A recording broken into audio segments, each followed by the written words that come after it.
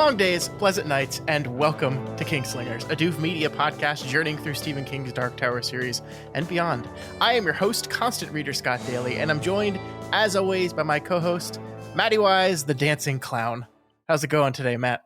Oh, it's great, Scott. We're all floating down here. I'm not going to lie to you, Matt. I kind of expected you to do a voice, and then when you just talk to me like straight up and normal, I don't know. It just I lost it a little bit there. That's good. I'm glad that I'm amusing to you in just my normal form. This week on the show, it's a big one, folks. We are finally beginning Stephen King's It. We're moving our greatest hits journey on to the 1980s, covering Stephen King's smash hit from 1986. For the next 19 weeks, Matt, and no, I did not do that on purpose. For the next 19 weeks, we are going to be living and breathing this book. We begin now and go all the way to October of this year. So it's going to be a little bit of time. Well, I'll go ahead and say that so far, I am happy to hear that. The only bad part is that I have to. That means there's 19 times I'm going to have to stop reading and wait until the next week, which is always hard to do when it's a really good book. But I am looking forward to this quite a bit. To be fair, only like 15 times you have to do that because we are going to spend a few episodes, one covering the 1990 miniseries. We're also going to do 2 episodes on the 2 feature films that came out a few years ago. So 19 episodes, but not all of those episodes will be on this book. It'll be on other stuff as well. All right. This week on the show, we are beginning it with chapters 1, 2, and unfortunately half of chapter 3. I said this on the show last week, but this is a extremely long chapter 3 of this book. So long that even if I had a whole episode for just this chapter, it would probably still be too long for us, and so I decided to cut it right down the middle. It is a chapter called 6 Phone Calls. This week we're covering the first 3 of those phone calls. Next week we'll pick up with the next 3. So that's what we're doing this week, Matt. And it sounds like so far you're enjoying this book. Yes, I really am. I was thinking about the fact that we were talking about how enjoyable this book is earlier, and I said that it feels inspired, and I was like, what does that actually mean? I was thinking about like the word inspired. I think to me it means it just kind of feels like the words are being beamed into the author's head by a magical turtle. I mean, it seems it's like it flows too well. It comes together too well. The characters feel too real. It's like, this can't have just been the imaginings of a man. This is something beyond that. Like, that's what inspired means to me. Every once in a while, you'll read something and you're like, this is beyond what should be possible. I know I sound kind of gushy here, but like this, pretty soon into this week's reading, I was like, oh, okay, I see why this is Scott's favorite novel, basically. I get it. Like, I got it very quickly, and I was like there with you. I was totally on the same page. This makes me so happy because you haven't even like gotten to the good parts yet. Like, I mean, not to say there's nothing great here in these first 3 chapters. There absolutely is, but like, oh my gosh, man, it's just starting. My favorite parts of the book, my favorite things that the book is doing, it hasn't even really begun to do yet. So that fills me with joy and excitement. You have no idea. I mean, one comparison I can make is that like pretty much my favorite part of The Dark Tower was the introduction of Eddie Dean's character. Mm-hmm. And like everything in this book feels like that, where it's just like so tightly done and vivid, like the character jumping off the page, except it's just like character after character after character jumping off the page, Yeah. So yeah, we'll get into the specifics, but that's my overall like first sort of emotional reaction to what we're doing. Yeah, and I agree with this. And I mean, this kind of gets into the beginning of our conversation where we kind of outline why I picked this book. We're using this book to represent King in the 1980s. I can't think of a better book to do that for many reasons. Like, as you said, this is probably, on any given day, my favorite novel ever. But I do think it's more than just that. Like I didn't just pick it because it's my favorite book. I mean, that was definitely part of it, but it wasn't just that. I think, the 80s is a really interesting decade for King. We talked about, we spent a long time in the 70s at the beginning of the show. Our first 3 novels / short story collections were in the 70s, but King only wrote and published 7 novels in the 70s. He published 16 novels in the 1980s. And of course, you might think, wow, that's a lot of cocaine. And you'd be mostly right. But like, King published 13 novels in the 90s. He published a similar amount in the 2000s.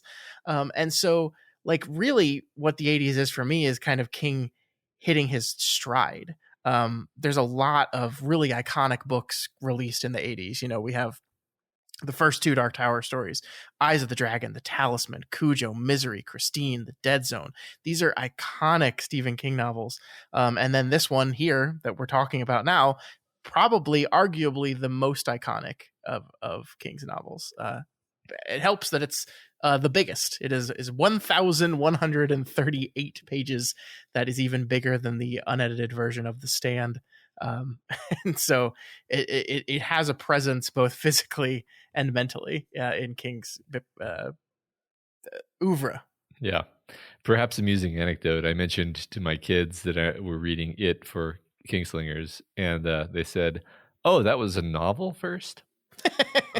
Which tells you, I guess, what the current cultural impact of it is, where it's sort of everywhere and been adapted, and then had video games spin-offs of the adaptations, and in Roblox and whatever. Wait, in Roblox, I was like, wait, there's it video games? That's what's funny, is I don't even know where my kids know it from. They just know what it is for some reason, because we haven't watched the movies. So anyway, this was definitely a prolific decade for him, as you were saying. It's funny, we talk about the cocaine thing, we joke about it, we talk about the substance abuse that he struggled with for so long. I think I read something recently to the effect that, like, stimulant drugs don't really make you any better at what you're doing. They just make you focus harder. Mm-hmm. So I don't know why I bring that up exactly, other than to say, like, it's not like the cocaine was making Stephen King a better writer. It was just making him write more, which is, okay, you got a couple more books in there, but even on a normal decade, cocaine-free decade, he still writes a ton of books. So I think, this is, I guess I mention it to say that's just who this guy is, with or without the cocaine. Yeah, I mean, and to ask the question of would this book have been the same if he had kicked his habit prior to writing it or not, who knows? That's an impossible question to ask, right? Or to answer, right? I mean, there's certainly a lot of things in this book, and some of them are kind of wild. But does that mean that, that's the cocaine talking? I don't know. I don't even, like, I've never used cocaine. I don't want to even speculate on what it would do to a creative process, because I have no firsthand experience with that at all. So yeah, I mean, I think it's just become kind of a meme at this point, right? Of like, Stephen King wrote a big book.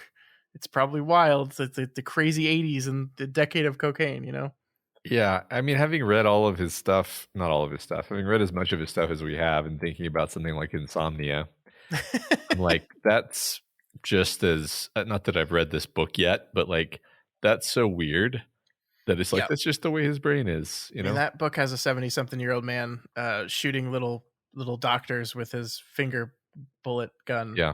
So yeah, you don't need cocaine for the mind of Stephen King to get crazy. Exactly. Yeah. I think this book, though, Matt, really one of the reasons why I picked it, and I think you're kind of already noticing it in what you've already said about this. This book, to me, serves as kind of a culmination for King's career to this point. and maybe like a perfect example of King's broader career across his entire life. I think the characters and the themes of this novel and the writing of this novel are kind of what everything before it had been leading to. You know, this idea of the examination of small towns that began in Salem's Lot, I think comes to a head in Stephen King's Derry.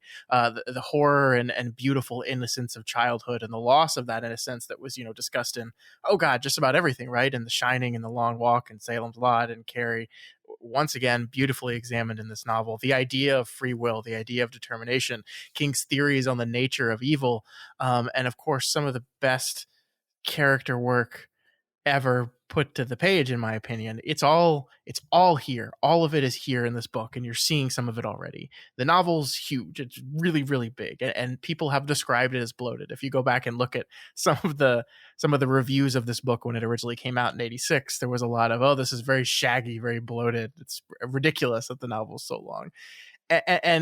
Look, they might not be wrong. It's definitely shaggy.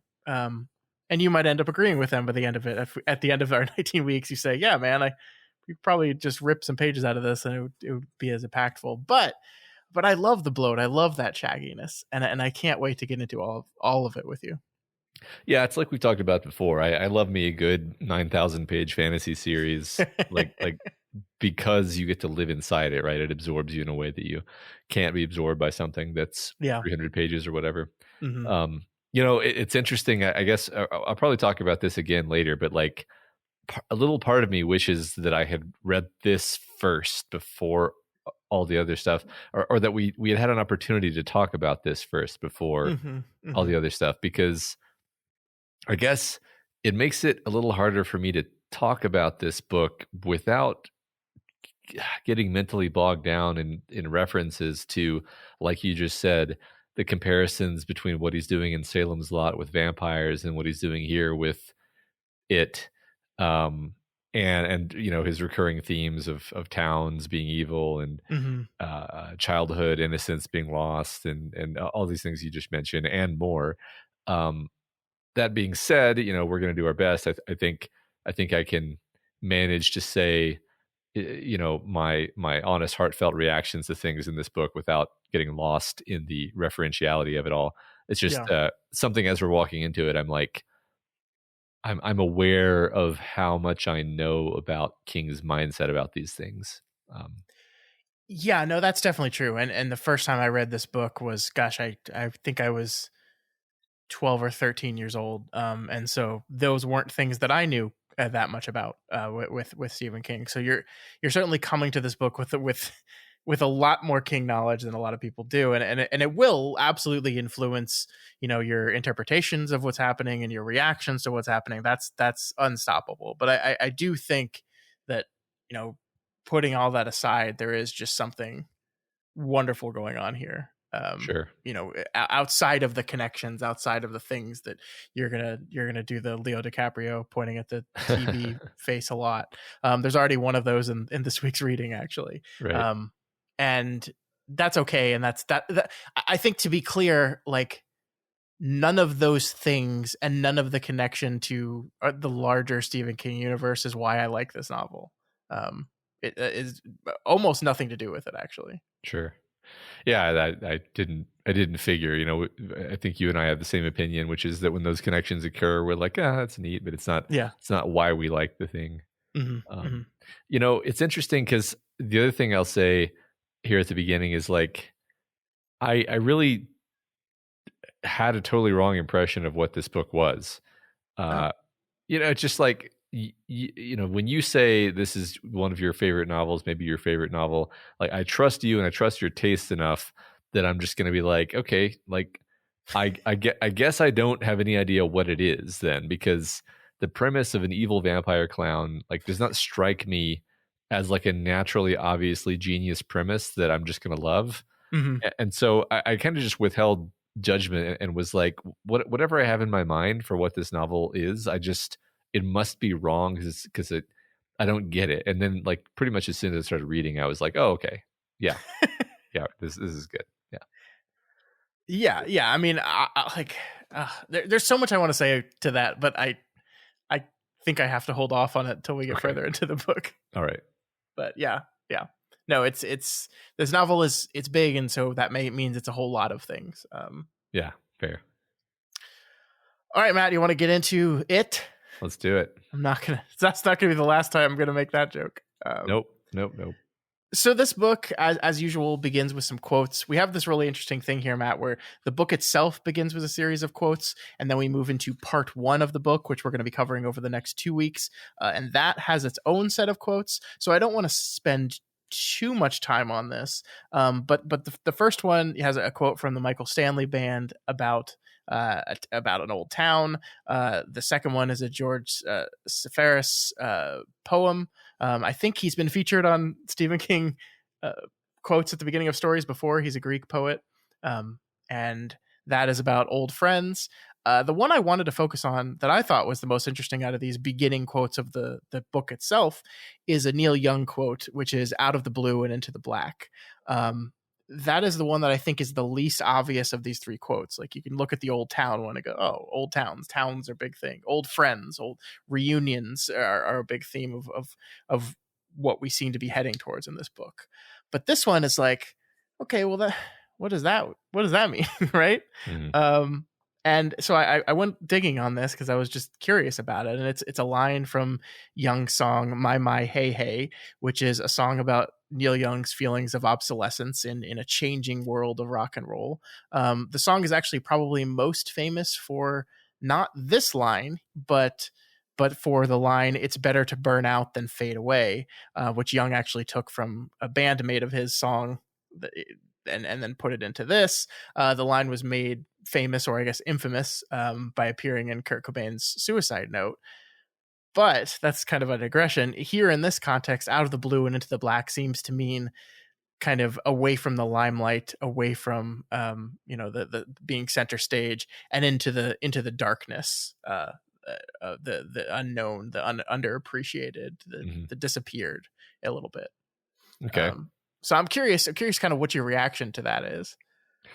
I mean, overall, I agree with you. The first 2 quotes, it seems more straightforward that we're thinking about towns. I think we're also being nudged into the frame of mind of this group of characters that we're going to meet subsequently, who are all haunted by the memory of this town where they grew up. Mm-hmm. As for the specific phrase "out of the blue and into the black," it's used repeatedly in the next several chapters. But it's kind of used in a way that's like not exactly what you said. It's like you're leaving comfort and heading out. Well, I guess it is similar to what you just said. It's you're leaving comfort and security, and you're heading out into darkness and the unknown. Is typically how the characters use it. One of the other things that struck me is the line in the song that this comes from reads, "Out of the blue and into the black, they give you this, but you pay for that. And once you're gone, you can never come back when you're out of the blue and into the black." So that second line is really interesting to me. They give you this, but you pay for that. I think that matches nicely with an early motif we see in the first 3 of our 6 phone calls that we'll talk to in a bit, where we're kind of led to believe that our characters have been blessed with some form of like greater than expected success in their adult lives. But there is something that they owe based on that. And that's kind of what is leading them and pulling them and drawing back to Derry. So I don't know if King was thinking of that when he grabbed this line and excluded this other line, but just an interesting connection there for sure. Yeah, no, that's really cool. I wouldn't be surprised if it was one of those sort of connections that is discovered and then reinforced in the course of the writing, because they're the idea of the transactional, the universe being transactional is a motif here. Absolutely. Mm-hmm. Yeah. All right, so from there we move to part 1 of our novel. As I said, we'll be covering part 1 over the next 2 weeks. It's titled "The Shadow Before," and oh, look at this, Matt. There's more quotes. There's more quotes here. We'll just go through these ones really, really quickly because I want to get into the book itself. The first is a quote from William Carlos Williams' poem "Patterson." This is, I don't know if you've ever read any of this poem, Matt, but this is like an epic, like multiple part long form poem. The quote itself is, "They begin, the perfections are sharpened, the flowers spread its colored petals wide in the sun, but the tongue of the bee misses them. They sink back into the loam, crying out. You may call it a cry that creeps over them, a shiver as they wilt and disappear." So that's really interesting, right? It seems to be like talk about like, new life and the promise and beauty of that new life, that's kind of squashed out, which I think fits nicely with the murder of George, and then also the murder of Adrian Mellon as well. Yeah, I mean, you could even say, not that we really know what's going to happen to these other characters, but it does seem that even though they're not killed, their childhoods are sort of, you could still say, crushed, ruined. Sure. Yeah. Yeah, I agree. I mean, I think this quote and the second quote here, um, "Born Down in a Dead Man's Town" by Bruce Springsteen. These are both conjuring images of birth in crummy circumstances. Um, the idea of being born dead or born cursed, Yeah. born into circumstances, but born into a world that is broken. Yeah. Is kind of a vibe that is cultivated here, and then I really like just really hits you. Um, it's just this pervasive feeling of like hopelessness and dread throughout these chapters, which is one of those ineffable things that I worry gets lost when we do these close readings. It's hard to find the right moment to step back and say, like, that's one of the cool things about the book is this feeling that he Yeah. casts over it. It's like there's like an anxiety, there's like a discomfort. You really you're really creeped out by Derry in a Yeah. way where I can't remember that being the case for I don't know, almost anything I've read ever in my life. So Yeah. No, I think that's a great point. I mean, this is a horror novel, right? Like, we've talked many times about how Stephen King is referred to as a horror writer, but he's doing so much more than that. This is a horror book, like 100%. And mhm. part of that horror is this low level feeling of dread and uncomfort that kind of is pervasive through just about everything we've seen so far. I'm not saying it's going to be there in every minute and moment of the novel, but this week for sure. And I agree with you. Like, it is kind of remarkable how quickly he manages to characterize Derry as this place that is uncomfortable and dark. And like even before the murders have started, like we're about to get into the very first chapter here, even before Georgie is murdered, like we are made uncomfortable by this place. There's just something, and you're right, it is almost ineffable. There's just something wrong here. And it leaps off the page. You feel it. Mhm. Yeah, I totally agree. Absolutely. It's really remarkable. Mhm. All right, so let's get into it. Chapter 1, titled After the Flood, with the parenthetical 1957 here. I do think it's really interesting, the inciting incident of our novel happens after a flood, which I think normally you would see like, oh, the floodwaters are receding, the sun is coming out, shining again, things are getting better, things are going to be okay. And I think King is kind of using this imagery and turning it around on us a little bit, right? Yeah, that's interesting. I mean, I guess my feeling about it is that this flood has woken up something. Mm-hmm. Um, it's hard for me to know what I'm saying because I've like absorbed it from elsewhere, but I will like, it does feel like a very cool sort of Lovecraftian idea that this, sort of an unusually severe flood it wakes an ancient evil that lies, dead but dreaming beneath Sure. the waves, etc. Mm-hmm. So even though I don't know that that's the case, it does feel that that might be the case, and that's kind of creepy. Sure. Yeah. Yeah. All right, so let's begin with our opening line, Matt, because we're one line into the book, and I already need to talk about it with you. So the first lines of it are: "The terror, which would not end for another 28 years, if it ever did end, began, so far as I know or can tell, with a boat made from a sheet of newspaper floating down a gutter swollen with rain." So right off the bat here, Matt, we have our old friend, our old kingism of just kind of laying his cards down on the table right away.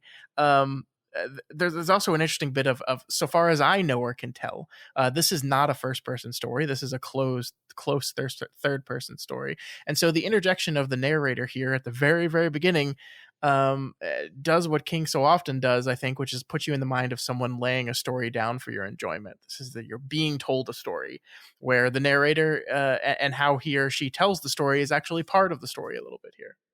Yeah. And yet that narrator almost never shows up. Yeah, very rarely. Aside from this, it's just so interesting, right? So interesting that he you put the author puts a lot of thought into their opening line, obviously, and he chooses to begin it that way. And I think you're right. It does give you that feeling of settling in to hear a yarn. Yeah. The other kingism that he does is he, spoils things. Yeah. Which we'll get into in a minute. Yeah. So speaking about the narrator, though, Bill, the writer. Wait, is Bill the writer? Yes, Bill. I got that Bill right? Denbrough. Okay. Yeah. Yeah. So Bill is the writer. So he's a candidate to be the narrator. Like he could be writing this down many years later. Sure. Or this could just be sort of an anonymous watching voice, like we've sort of seen in other King books. It does. I'm not even saying it matters, but I will say that the question arises, especially once you are introduced to the idea that one of the characters is a writer. The question arises, like, oh, is this going to turn out to have been a book written later by Bill? That occurred to me. So yeah. No, I think that's a fair assumption to make there for sure. I kind of I want to talk to you about what you just started talking about before that, though, which is that he's spoiling things. And I find this spoiler really, really fascinating because, I think it's not a surprise that we're going to deal largely in the year 1985, 28 years later from 57. That's kind of where we go after this original murder. But I love the idea of, which would not end for another 28 years, if it ever did end, like putting that bit into your book in the first line of, look, this book's going to come to a resolution at some point, but I ain't promising anything there, right? Yeah. I think that's such a fascinating little bit of world building there. Yeah, just to dig in even deeper, the first two words, the terror. Okay, like the terror is a description of the contents of the book. He's saying, this is what we're going to talk about. The terror is the story. It's not going to end for 28 years, if even then. The terror is the substance of the story. We're going to talk about the terror. Yep. I'm not going to tell you what the terror is right now. That's what we're laying out. The terror is just a phrase that he's chosen as like the most succinct way of describing what this book is, which is amazing. Because it's really promising you like you're gonna be scared. This is gonna be a disturbing, terrifying book. It's a great opening line. Yeah. All right, so we see a small boy in a yellow rain slicker and red galoshes chasing a paper boat down a gutter. It's been flooding in this town, which we learn is called Derry, Maine, and the gutters are full of this rapidly running water. Just like, I don't know, like it's hard for me to know, and this is going to be a thing that I'm going to struggle with throughout this entire book, Matt, is it's hard for me to like say, oh, that part right there, that's iconic. And it's like, is it really iconic, or is it just I've read this book so many times and that image has been burned into my brain so many times that it's become like internally iconic to me? I mean, it's one of the bits that I sort of already know. So maybe you can call it iconic. I mean, it's a very vivid image, though, is what I'll say. Like the descriptive writing surrounding the flood is extremely vivid. It just floods your brain, no pun intended, with this like stark imagery. He really goes all out in giving you this feeling of this oppressive, terrifying storm, which this mom is inexplicably letting her 6-year-old run out into. She's got to practice piano, Matt. She doesn't have time to look after him. Yeah, well, it was the 80s, so or No, it was it no, was the it 50s. was the 50s. Yeah, even more appropriate. Yeah. Uh-huh. Yeah. Yeah, I mean, I agree with you. I think part of what we said about how quickly King kind of characterizes the town of Derry for us is the detail he puts into this stuff. Like, I love the detail of like the road is kind of so torn up and pocketed that like the floodwaters have allowed the gutter to basically switch across to the other side of the street. Um, Uh-huh. and so that's kind of how George is led further and further away from his house and closer to that storm drain. He actually has to cross the street to do that as the floodwaters do that, and all that is very vividly described in this opening part of the book. Yeah, yeah, absolutely. So as we said, the flood is starting to recede, though the worst of the storm is over. I mean, literally, obviously, not metaphorically. It's just beginning. And right here, at page 2 of the book, we get this, and I'll read this for you, and we can talk about it. As for the rest, well, future floods could take care of themselves. The thing was to get through this one, to get the power back on, and then to forget it. In Derry, such forgetting of tragedy and disaster was almost an art, as Bill Denbrough would come to discover in the course of time. So yeah, Matt, at page 2, we're already getting King laying the groundwork on what Derry is and perhaps what some of the themes of the story is. What do you think? What do you think about this? Yeah, I don't think it's a stretch to say that burying and forgetting traumatic memories is going to be a core theme in this book. As you say, the town embodies this. Um, it's also part and parcel with King's overall view of towns. Mm-hmm. So I think this was enough to get my wheels turning about like, okay, this is bringing together these ideas of towns being places that have secrets Mm-hmm. and I think sharpening and being more specific about that than we maybe have been in the past. Because one thing to remember is Salem's Lot, while it has some similar sort of brushstrokes to this novel, that was way earlier in his career. Mm-hmm. I think he's developed his thoughts, he's sharpened them, and I think we're seeing a more evolved form of those thoughts here. Yeah. I agree with that. And I think this is one of those novels that I think is just like kind of that it came out at this point in King's career. Like I use the example, and I'm going to use us, and I want to be clear here that I'm not comparing our skill to Stephen King at all, but like the idea that we started this podcast after spending 5-6 years like honing our craft and then getting better at what we were doing, and then we did this, and it just is a perfect time to do this because we were at the quote unquote top of our game when we started this show. I think a similar thing for King here, where it's just a perfect time in his career. He's had almost a decade of writing under his belt, of published writing under his belt, and it's just like a perfect time to tackle something as massive and important as this thing.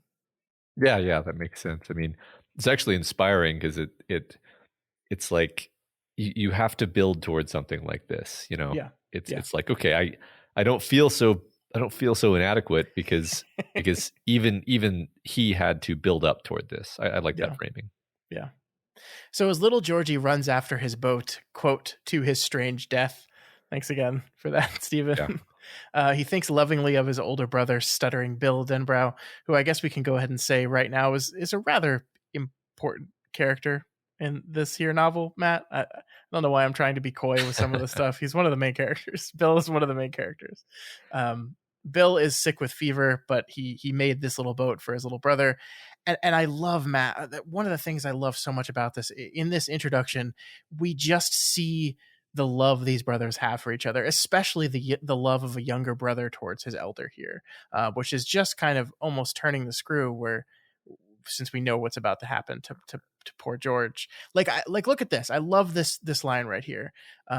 He's talking about monsters and how he's afraid of them. And George, it says, that was silly, of course. His father said so, and his mother said so. And even more important, Bill said so. Like, it's just a perfect way to encapsulate like the hierarchy of a young boy's like importance in his life, that like mom and dad say so, but the most important thing to me is that Bill says this to me. I just love it so much. Yeah. I I loved Georgie. I have to say, like, I knew Georgie was going to die. I even knew how Georgie was going to die. It's kind of unavoidable to know that. Hmm. But like that in no way reduced my anxiety about the situation as King, begins to deftly cause you to fall in love with Georgie and fall in love with his relationship with his brother. Hmm. And I actually, so so when the text sort of breaks here and then loops back to like what happened earlier that day, I was like, oh no, you're gonna really twist the knife, aren't you? Yeah. Um, and then he does, of course, because I wasn't expecting that. I thought we were just going to follow Georgie to the storm drain. He was going to die. Oh, it's sad in the sense that, of course, it's sad that a child has died. But no, King makes sure that you feel it because he Hmm. he paints in all those details. Yeah. Yeah. He absolutely knows that it won't work on you as well if it's just some random kid being killed by a storm drain. He wants you to know him and know Yeah, his relationships. And yeah. and And I just want to say one thing about like the structure is that thing where he loops. He says, "Here we are. Let's go back a little bit, talk about how we got here, and then come back." That little loop, that little Mhm. little. Uh, I'm twirling my finger in the air, making a loop gesture. That is like happens like everywhere in this book. This whole book Every is, chapter, every single chapter. Yep. and we're gonna talk about it again later, I think, but like that's thematically important, right? Hmm. Because it's a statement about the nature of memory. I think Yep. we'll talk more about that when I think there's an appropriate point to talk about that. Okay, great. No, great observation. Completely agree with you. We'll talk about it more when we get there. Yeah. So Bill sends George down into the basement to get some paraffin wax to protect the paper boat that he's just made. And we get this statement here. I needed to read this for you. This is George kind of thinking about going down into the basement. In those interminable moments when he was groping for the switch with his right hand, his left arm curled around the door jamb in a death grip, that cellar smell seemed to intensify until it filled the world. Smells of dirt and wet and long gone vegetables would merge into one unmistakable, ineluctable smell, the smell of the monster, the apotheosis of all monsters. It was the smell of something for which he had no name, the smell of it, crouched and lurking and ready to spring, a creature which would eat anything, but which was especially hungry for boy meat. It just, what a great introduction of what the concept of it is. You're opening this Yeah. book, it's called It, which is we didn't talk about this, but I think it's such an attention grabbing title of a novel. Two letters, one word. What does it mean? And I think King gives us a meaning right here at the beginning. He does. I think that's really interesting. I don't want to get totally derailed by this, but I can't help but notice that Bill is basically correct. Like, does he Well, have this The is Shining? George. Sorry, sorry. I meant to say George. The Hmm. George is basically correct here. That there is indeed a monster hungry for boy meat that is stalking him. It's just the monster isn't in his basement. The monster is a couple blocks away. Yeah. And I'm almost like, does he have The Shining? Does he detect this creature? I mean, he may or may not receive a psychic message from the turtle. So like how much of this is real versus like a literary affectation?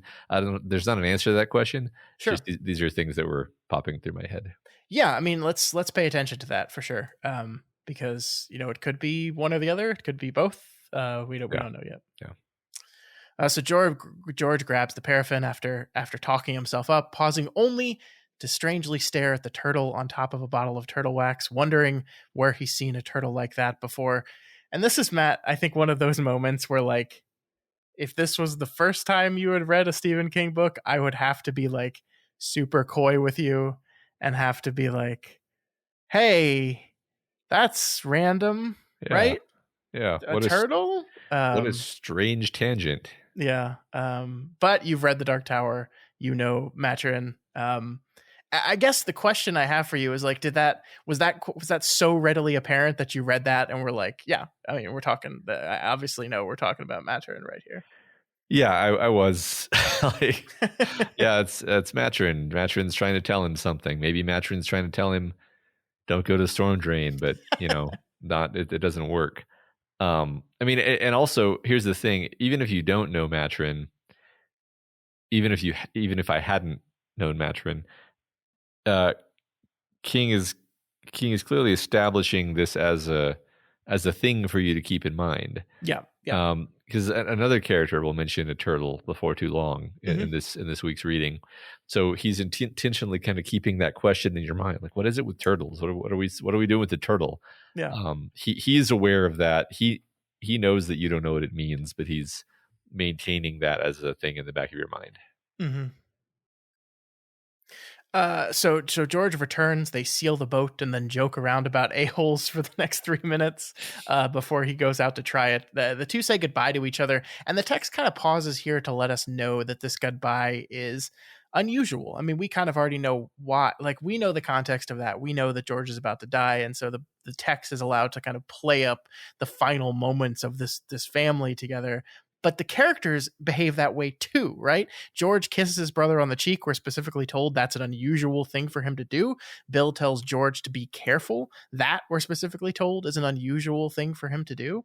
And I really love this scene. You know, like it speaks to some powerful connection between these two characters that, you know, as you said, might delve into the supernatural and might not.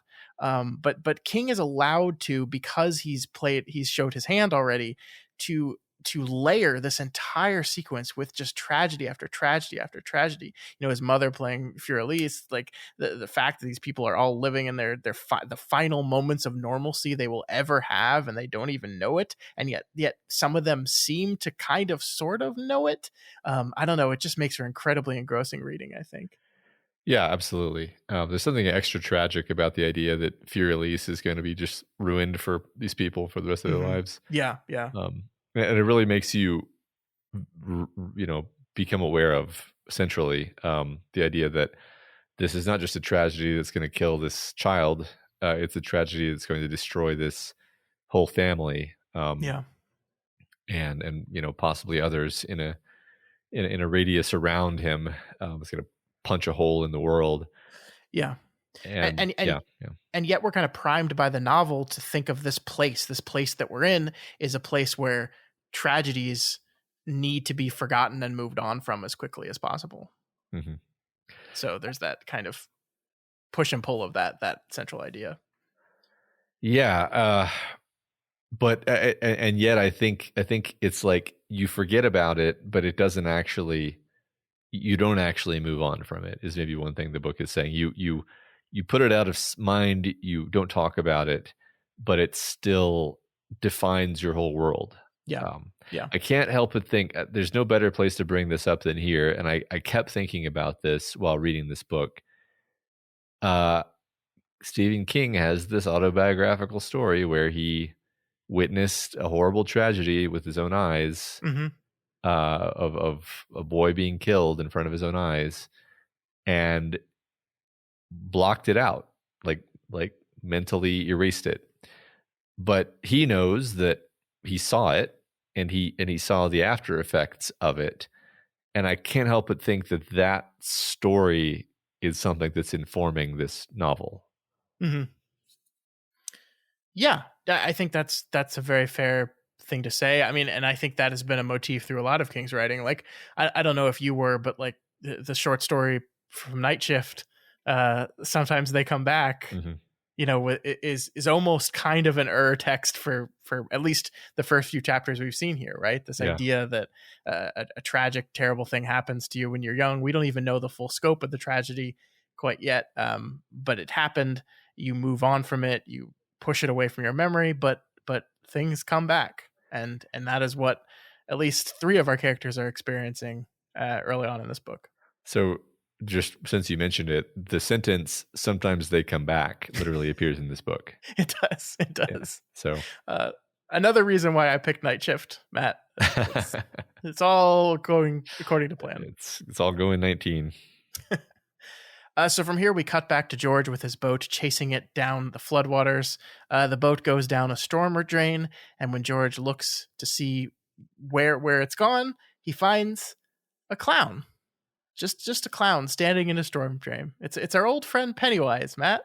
I guess we should briefly talk about this now here on our first image of the clown. How do you feel about clowns, Matt? What's your clown opinion? I've never really had any feelings about clowns that I can recall. I guess since you asked, I'd never really thought about this, but I do remember going to the circus when I was a child and seeing clowns and just being really confused at the idea of how a person got into that situation, if that makes any sense. Like, you know what I mean? like Yeah, you, yeah. like you see an electrician up on a telephone pole. Even as a child, you have some notion of like, well, they learned how to do wires and stuff, and then they got a job, and now they're an electrician, and that's how a person becomes an electrician. But you see a clown, and you're like, how how how does this fit into the world exactly? And so there is something uncanny about the idea of clowns. I wasn't ever scared of clowns, but I do Hmm. remember that very, very early memory of just confusion at the concept. Um, like what, like why, like, like what is this and why is it here and what are we doing here? Um, so that's my feelings about clowns. And then on top of that, like the presentation of Pennywise here, I just thought was incredibly creepy. Hmm. And like I can't help but kind of know what Pennywise is kind of behind the mask, due to all the other reading as we've talked about. But Hmm. that's not why it's creepy. It's creepy because of some like just very unsettling details in the execution of how King writes this scene. Yeah. No, I completely agree. From my perspective, I saw the miniseries It in 1990. Okay. Uh, as That I was snuck into my parents' living room while they were watching it on the television, and hid behind the couch with my older sister watching it. that's so I young. was I was 5. Um, I have not liked clowns since then. And I do not like clowns. And I think the clowns of the world hate this book. They hate it so much because nobody likes clowns anymore. Uh-huh. Like this, clowns being scary is just like the generally accepted thing. And I don't know enough about the world, prior to this book to know if that was true before King wrote this. But I agree with you. There's something like even if they're not inherently scary by themselves, there's just something off-putting about the concept of a clown. And I think King is mining that. It is like kids do like clowns. Like there is something fun kids have with clowns, and it's taking this fun, lighthearted, designed for kids image and idea, and then just putting that darkness in behind it. Uh-huh. Like just the idea here, like the first time we see Pennywise, all we see are two yellow eyes at first. All we see are just these two glowing yellow eyes that Georgie immediately says, "That's it. Capital I. That's it. That is the monster that I thought was in my basement." And then it turns into to Pennywise, which has bright blue, completely harmless eyes, and he just like immediately forgets about the previous worry, to his downfall. And Yeah. that is something that King is using here, this concept, because I don't know. I mean, it's so hard to know, right? Like, and I have both movies in my head, and I have the number of times I read this in my head, but I don't know if like the first time you read this is Pennywise by himself just scary in this moment, or is it just weird and unsettling and then doesn't get scary until the moment of him grabbing George, right? I And I'm not sure. I think it's scary because because King has basically tipped his hand that the boy's going to die here. Sure, So you're sure. like, how's it going to happen? What is happening here, and how is it going to play out? Yeah. Um, and and because he's acting so simultaneously disarming and kind of off, Mm-hmm. that makes it there's like I just keep reaching for the word uncanny, where it's like King is doing a fantastic job of writing a thing that is like really good at seeming human, but isn't 100% pulling it off. And that's unsettling for the same reason that like a weird rubber mask is unsettling. Yeah. Um, I guess the question, maybe it's not even a question. Like, one of the things I keep thinking about, and I know you haven't seen it, but like the recent movie that played this scene, the actor who plays Pennywise played this scene like super creepy, and Uh-huh. the dialogue is almost identical to what's written in the book, but like he really laid on the creepiness to the point where like you're really starting to doubt that a child would even be comfortable around this character. And I guess, did that, was that your interpretation from the scene? Like, I know like you're kind of creeped out and unsettled about it, but like, do you believe or disbelieve at any moment that a kid would be kind of weirdly fascinated and drawn in by a clown hanging on the storm drain talking to him?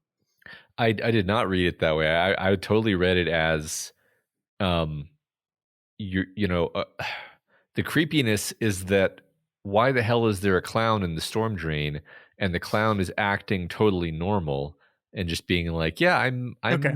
I'm just a normal guy. I'm a clown, but other than that, I'm a normal guy. And why am I in the storm drain? Whimsy is the reason. Hmm. And yeah, just reach down here. It's fine. It's all good. Like that to me is creepier, and Yeah. I keep saying it's creepier, like scarier Yeah. actually, than like a cartoonishly caricatured evil clown with.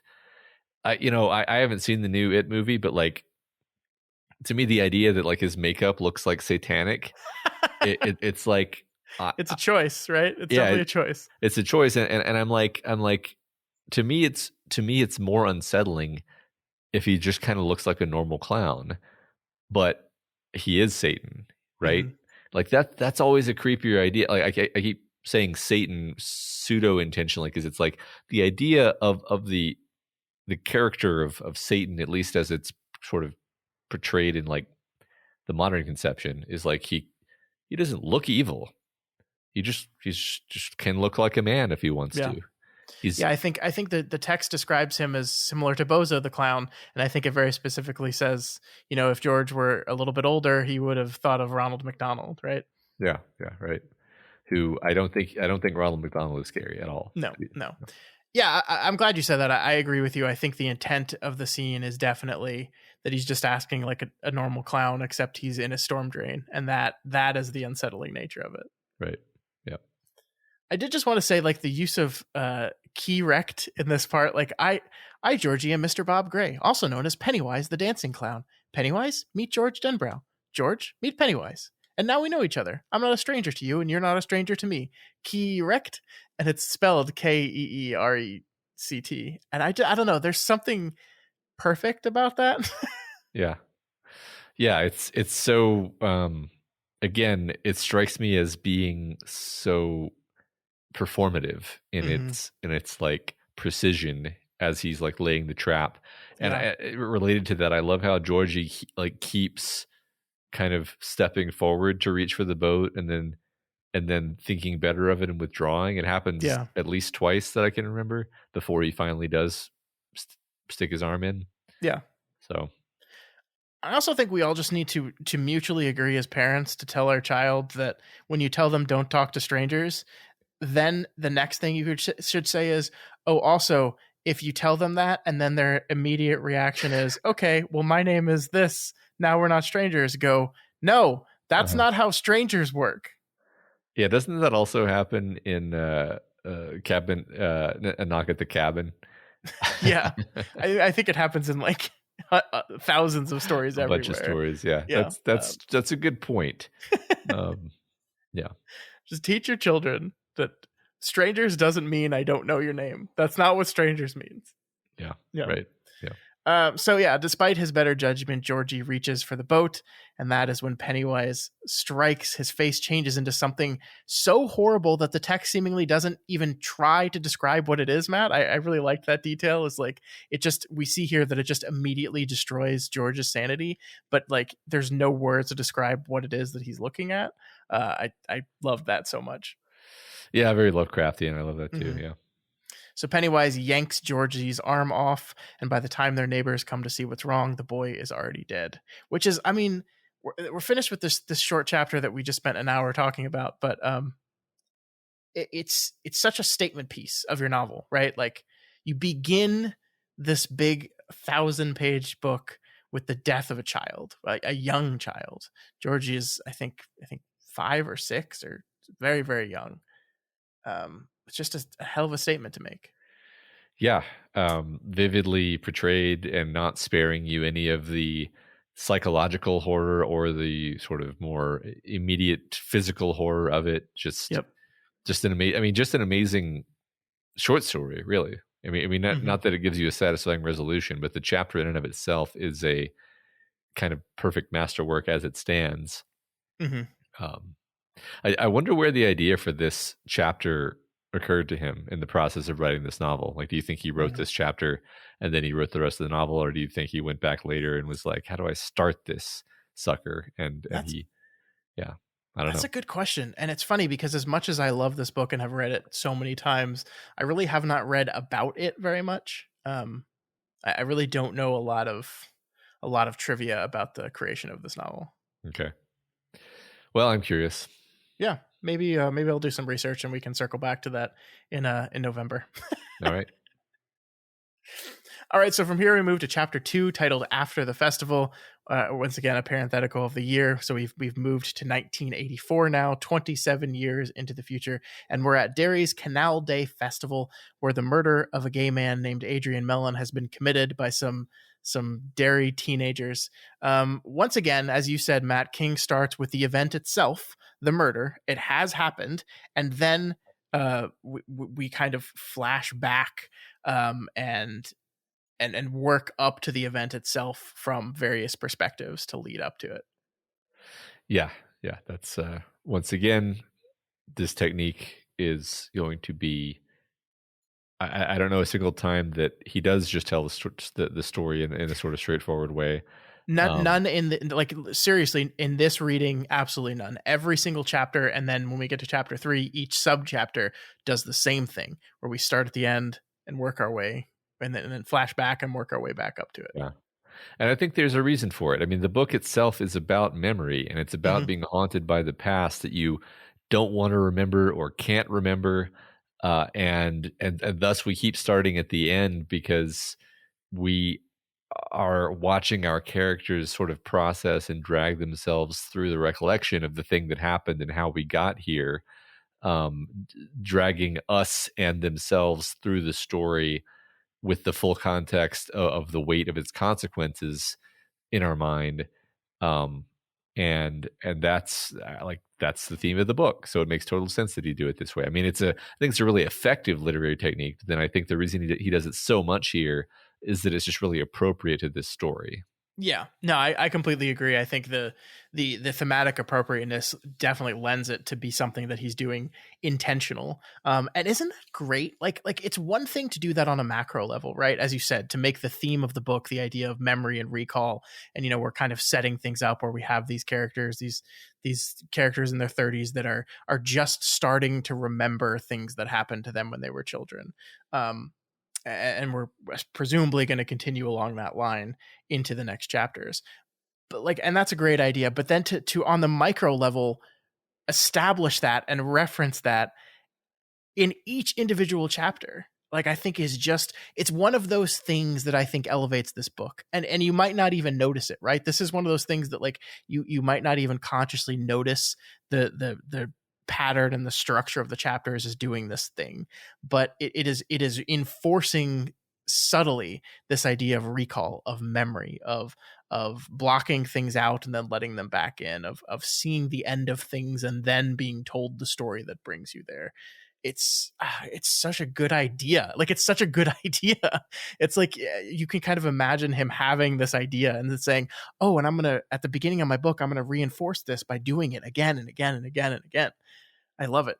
Yeah, I would love to see somebody do a sort of like diagramming of this book where you take like the prose and you plot sort of what direction we go in time, and it would. I'm sure that it would look like this incredible like tapestry of loops and whirls and like Yeah. loops within loops, maybe even loops within loops within loops. I don't really know yet, but I think it's a cool, yeah, like you said, I think it's a cool idea. It's fun, um, and it works really well here.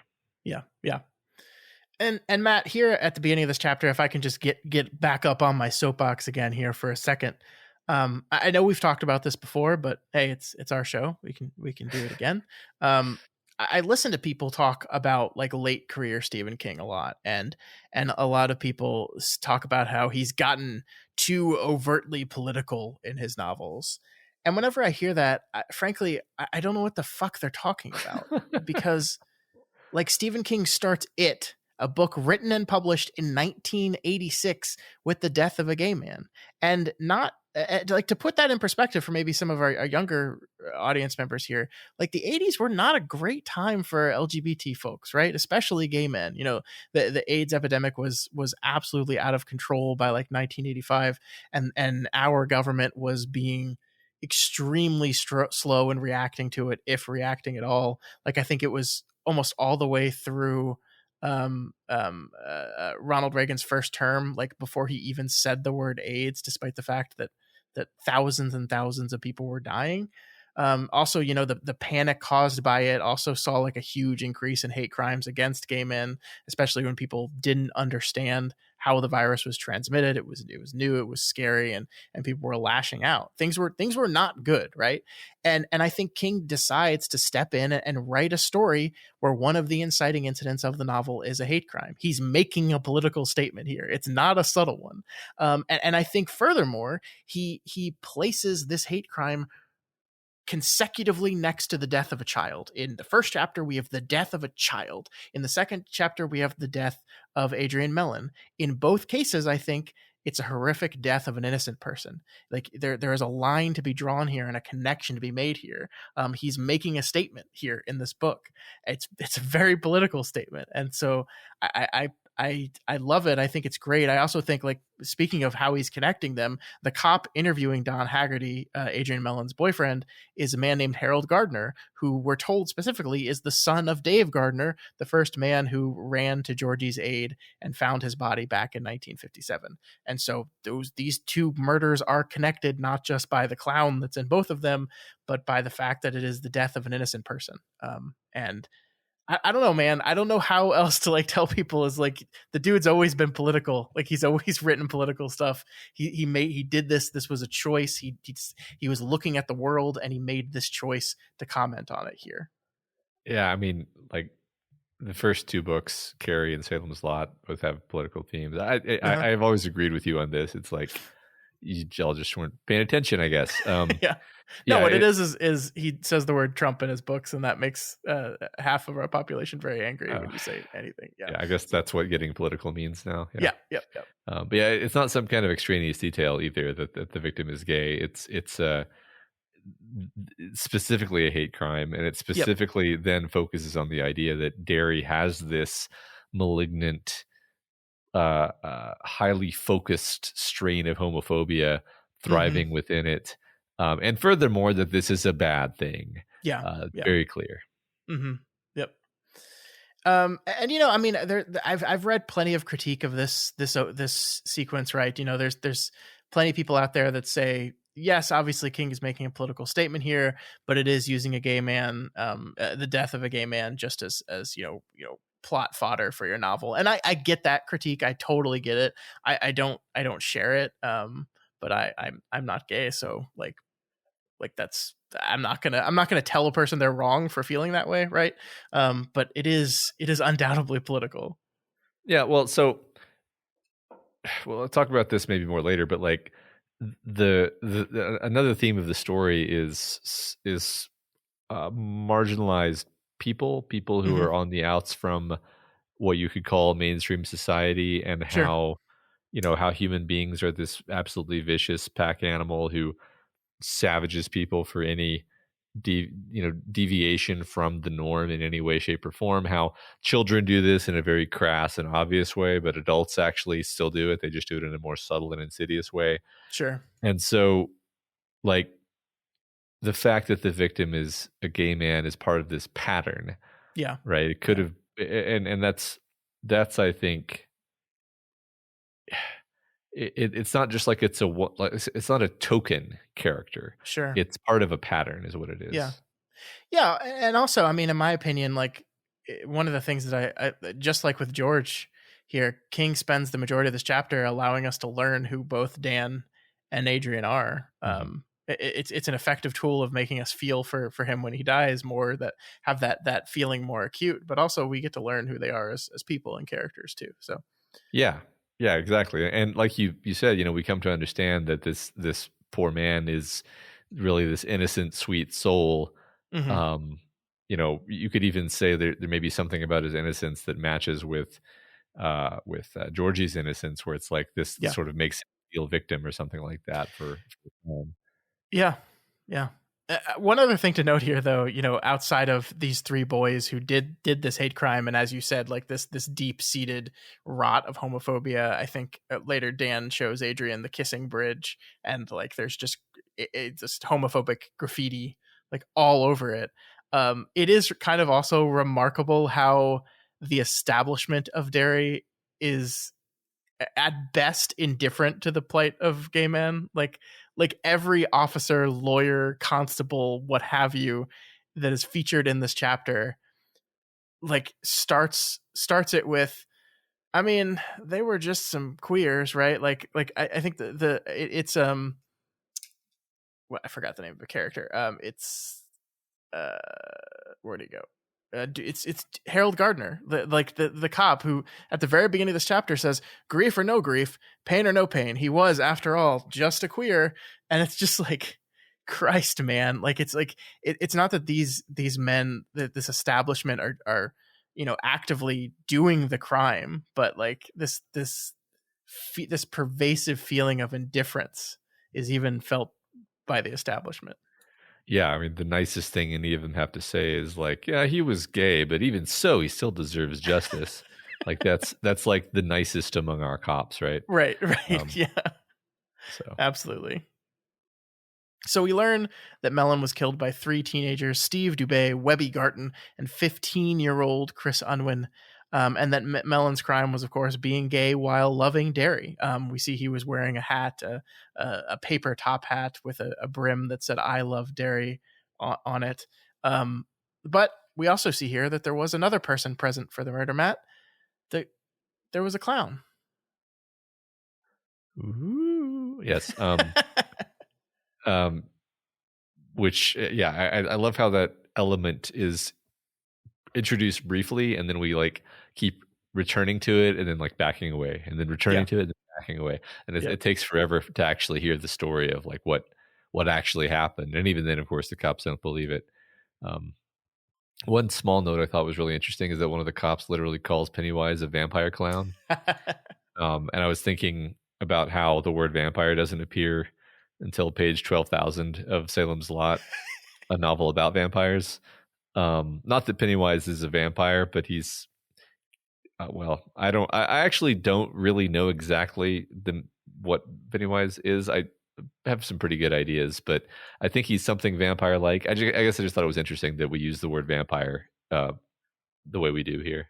Yeah, no, that's a great point. I mean, it's a really fascinating comparison to Salem's Lot, because you're right. That's a novel that like worked at avoiding going to the supernatural until it absolutely had to, right? Hmm. Hmm. And this is a novel that kind of acknowledges the supernatural on the first page. Yeah. What we didn't talk about it, but one of the things they said after Georgie's death was like, there couldn't have been anything in the storm drain. Like anything in that storm drain would absolutely be bowled over and washed away by the sheer force of the water going down it. So Hmm. like we're led to immediately believe that this is something magical and supernatural. Like King is not trying to do this thing, this very specific thing he was doing in Salem's Lot here. I think it's so I don't quite know exactly how this book is going to be structured, but I would think that it's important that in Salem's Lot we had basically one kid character.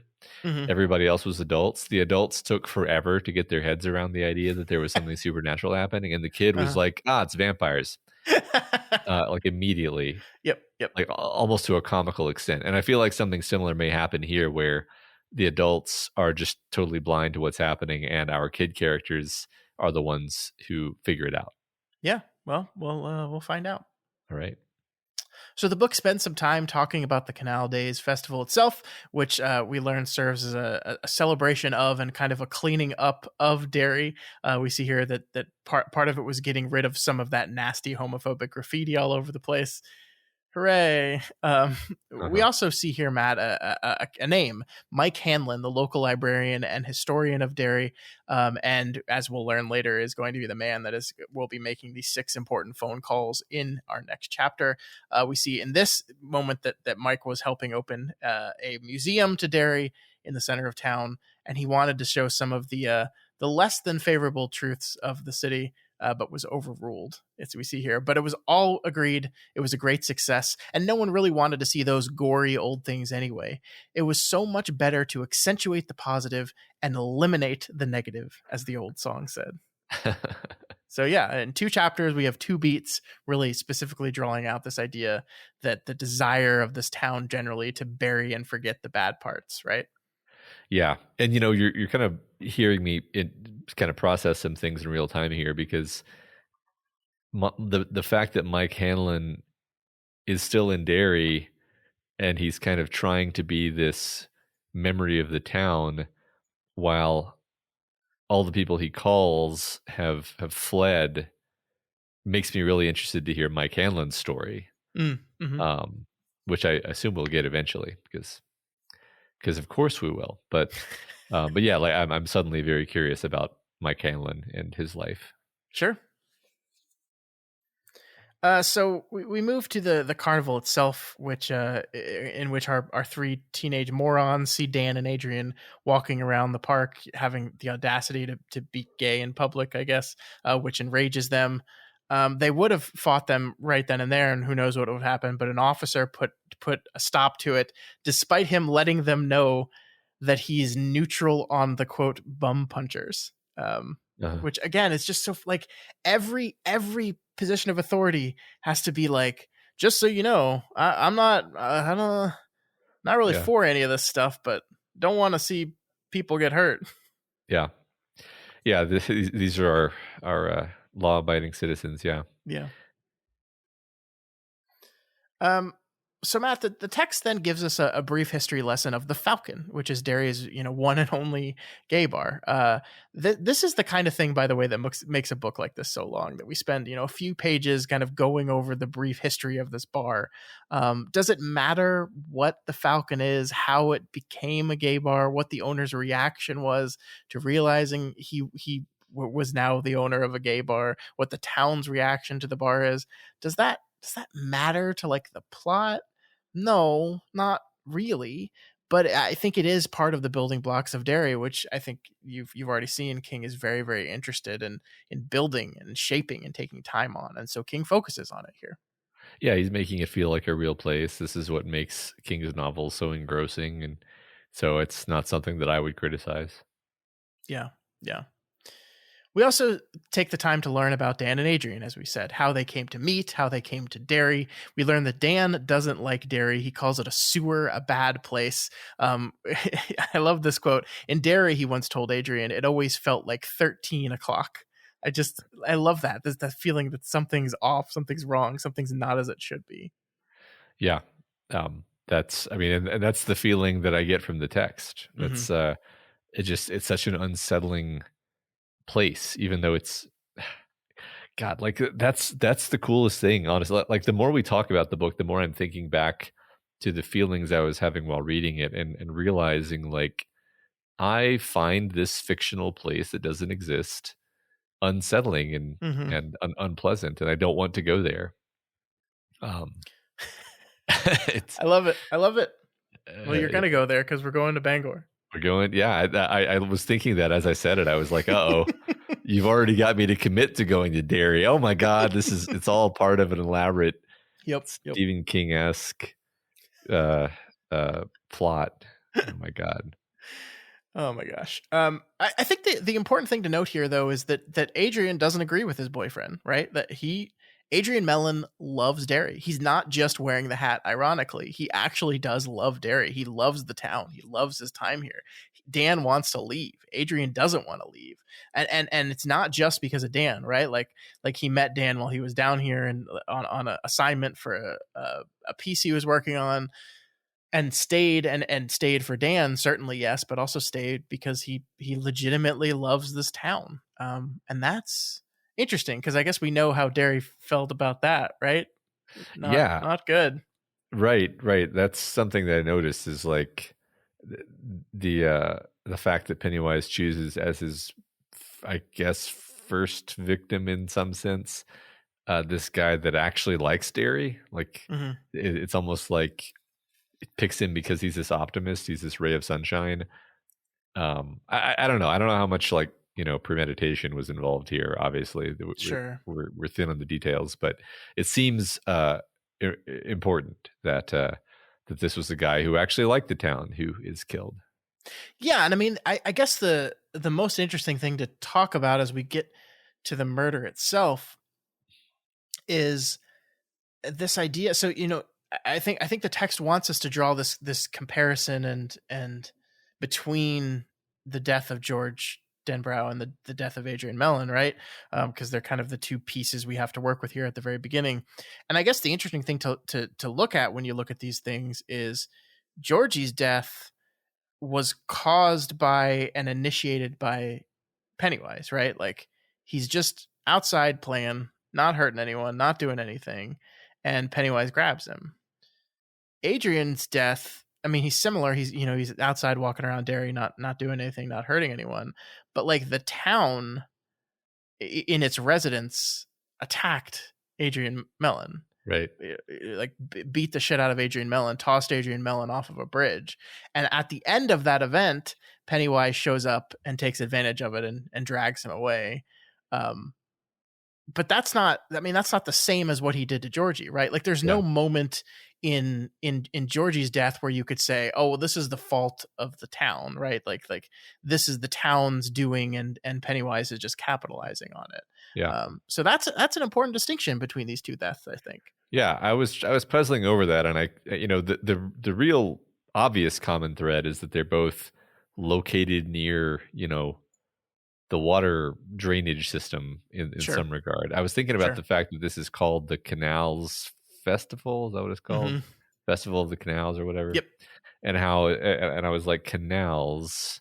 I mean, a storm drain is not a canal really, but it conjures up, imagistically the idea of drainage and sewers and so forth. So I do wonder if there's not something deep and historical about Derry and its water system that we're going to learn later, where it's like everything, drains, and also the metaphor of like, draining the evil away into the darkness where it's hidden, but it's still there. So that's a bit more literal of a connection. But it could just be the case that they're both near water, and that's why Pennywise grabs him. Yeah, I mean, the word sewer is used a lot here, right? Mm-hmm. I mean, like in the next chapter, the characters think about things that happened in the sewers. Dan calls Derry itself a sewer here, so I mean, we're making a lot of connections there. So I think you're not wrong at grabbing at that stuff for sure. All right, cool. I think the most important part of the murder itself, which we won't go into too much detail on because it's awful, is the Dan is kind of screaming for help the entire time. They're killing him. Somebody please help. Nobody comes. Nobody helps out. We even actually see a car drive by, but the people in the car don't even look, right? So again, here's another beat, Matt. Here's another one. We're really establishing this idea. This is Derry. This is what Derry is. Yeah. Yeah, it's you're right. That also adds to the unpleasant feeling of the town. It's interesting because it's not just that the people are blind to the evils of the past; they're also blind to the evils of the present, since they're willing to just drive by and not listen to the screams and so forth.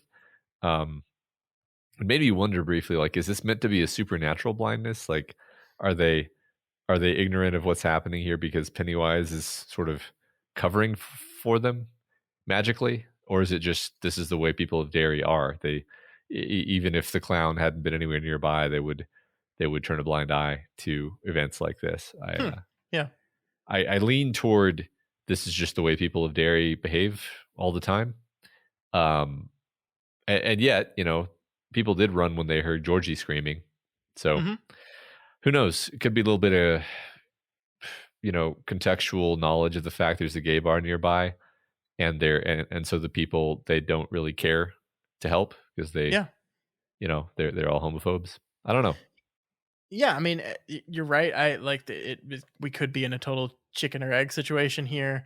I also like I like that you notice that people do run towards screaming Georgie. That also, I think, perhaps could potentially show an escalation in this belief in dairy, right? That Mm. like in the 50s it was established and there, but in the 80s it's gotten worse. It's Yeah. gotten more acute. It's moved from, as you said, moved from don't think about the past, try bury it and move on, to anything that makes us uncomfortable or anything that is bad, we want to shun ourselves away from, even if it's happening right now. Yeah. So it could be indicating that Pennywise, it is getting stronger over time. Yeah. Yeah. So during the beating, Dan looks down in the canal and sees a clown. He wants to give Dan a balloon. What a nice guy. Just so Yeah. nice. Yeah. What a great normal thing to do in this situation. I love the description of Pennywise's voice here, though. Like we see here, help, the small voice said again. And although the voice was grave, that little giggle followed it again. It was like the voice of a child who cannot help itself. Just love that, Matt. Yeah. Yeah. Me too. So we see that Chris Unwin says he also sees the clown, sees it grab the still alive Adrian Mellon, pull it onto the bank, lift his arm up, and then go to town on its armpit. Again, they don't do anything to this. The clown calls Don to come float with us, echoing the same thing he said to George back during that murder. He points to the underside of the bridge where thousands and thousands of balloons are all floating. I love this writing here, Matt. I saw them as clearly as I can see my own fingers at this moment. Thousands of them. You couldn't even see the underside of the bridge. There were too many of them. They were rippling a little and sort of bouncing up and down. There was a sound, a funny low squealing noise. That was their sides rubbing together. And strings. There was a forest of white strings hanging down. They looked like white strands of a spider web. The clown took Aid under there. I could see its suit brushing through the strings. Aid was making awful choking noises. I started after him, and the clown looked back. I saw its eyes, and all at once I understood who it was. Who was it, Don? Harold Gardner asked softly. It was Derry, Don Haggerty said. It was this town. Oh boy. Well, A lot there, Matt. yep. Stephen King continues to not like towns. I wonder. But I mean, what do you what do you think about this though? Like, this is almost a 1,200 page book, right? And here in chapter 2, page whatever 20, King has kind of thrown his one of the main themes of the story, or possibly one of the main themes of the story, right out there for us, clear as crystal. Like, what is Pennywise? It's Derry. It's the town. I always What do you appreciate when think? King does our job for us. I mean, clown even rhymes with town, Yeah. Yeah, I mean, I think that's basically it. I think that he's saying more than this. He's saying complicated things in this book. Sure. And so he wants to give you some training wheels here at the beginning and say, hey, here's the basic gist of what I'm doing here. It's like the evil of the town is personified in the form of this evil monster, but also it's a metaphor. Okay, let's just get that out of the way so that we can kind of build on that and maybe do some more interesting things beyond that point. No, I think that's very true because without spoiling anything, like, this is not a book that is simply just about how small towns are bad. Like that, that's certainly part of what we're doing with this, but definitely not all. Yeah, it's almost like he's catching you up on like, okay, if you didn't read Salem's Lot, okay, this is the idea there. Okay, all right, now established. Let's move forward. I love the image, by the way, of the thing what you just read, the image of the balloons. I love the descriptive writing in this book overall, and just I never really would have ever imagined a huge number of balloons to be a source of Lovecraftian horror and dread. But here we are. I mean, I really did have a reaction to this. Yeah. That I don't know, I found surprising. And the detail that they all say "I love Derry" on them too. They match the thing on Adrian's hat that is the reason why these boys decided to come kill him. Yeah. I love that detail as well. The irony of that. I don't know. Yeah. It's really good. Yeah, I agree. So our chapter ends with our cop, Harold Gardner, being bothered by the fact that two independent witnesses also saw a clown at the scene. He takes this worry to the ADA, who immediately dismisses it. Basically says, "Do you want to screw up this trial? Is that what you want?" The men responsible for the death of Adrian Mellon are therefore convicted and go to jail, but nobody mentions a clown at trial. And this is really interesting, Matt, right? Because obviously, like, one of the things we're doing here is the kind of, if we want to call it, the root cause of a lot of the problems in Derry is not solved here. The people responsible, the men who beat this kid up and led to his death are convicted and go to jail. Like, justice, quote unquote, is served in this moment, but the root cause of all this stuff is kind of ignored and pushed to the side and not talked about, right? Exactly. Yeah. It's like the superficial manifestation of the problem has been cleaned up by the machine of the state, but Mm-hmm. the underlying cause of the evil goes unaddressed, Yeah. even swept under the rug, you could say. I mean, the police are sort of covering for Pennywise in the most cynical interpretation. Sure. Yeah. Um, uh, you know, okay. So that seems to be something that we're saying here, and maybe we'll see going forward as we come to grips with the idea that the establishment is not always, going to be helpful to you when you're trying to deal with this evil. Um, it's weird because I keep calling him Pennywise, and I don't know what else to call him. Like, I could call him It, but then we get into like a who's on first routine. So I guess I'm just gonna stick with Pennywise. I don't know what else to do. Yeah. I mean, I think using Pennywise here, we all know who and what we're talking about. I think we get it. I know what you mean. Obviously, this is we've kind of already been primed about what it is. I think the phrase was apotheosis of all monsters. Uh-huh. Man, King really loves that word, doesn't he? Yeah, He really yeah. loves that word.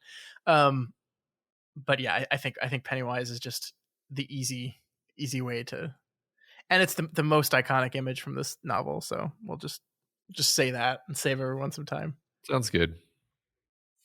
All right, so moving on to chapter 3, 6 phone calls. Our final chapter of the week, or at least the first half of our final chapter, jumps forward to the year 1985. So we're a little less than a year in the future from the death of Adrian Mellon. It's also like the best year ever because like these two really cool dudes were born. Uh-huh. Yep. Just the coolest people I know. Yep. Couple of left-handed guys. I don't know why you had to put that detail in there. Do the people even know we're left-handed? I don't think they Now do. they do. Now they do. Yeah. I'm sure we mentioned it somewhere. So we will be talking about the first 3 subsections of this chapter, which are they're basically just chapters themselves. They even have their own kind of chapter heading. The first is titled Stanley Uris Takes a Bath. Here we go, Matt. Here we go. Yeah. Sounds good, Stanley. Have that bath. Okay, so first of all, I think this was my favorite part of the book so far, this subsection. Okay. As for the bath, my brain immediately went, okay, he's going to slit his wrists in the bathtub. That's what's going to happen. And I say that without any foreknowledge. It just seemed like it was being telegraphed, that it was supposed to be obvious. I don't know if it really was supposed to be obvious, but I felt like it was supposed to be obvious that that's what we were building toward. Okay. But still, regardless of the fact that I knew where this was headed from the beginning, that had no dampening effect on my sense of tension and anxiety and sadness as we progressed through this section of the book. It was really harrowing, actually. I loved it. Yeah, I mean, it is remarkable, and I think once again, it's King's just ability to characterize characters so quickly, so that you care Like we don't know who Stanley is. We've never met Stanley before. And frankly, we don't even really get to meet Stanley here either, right?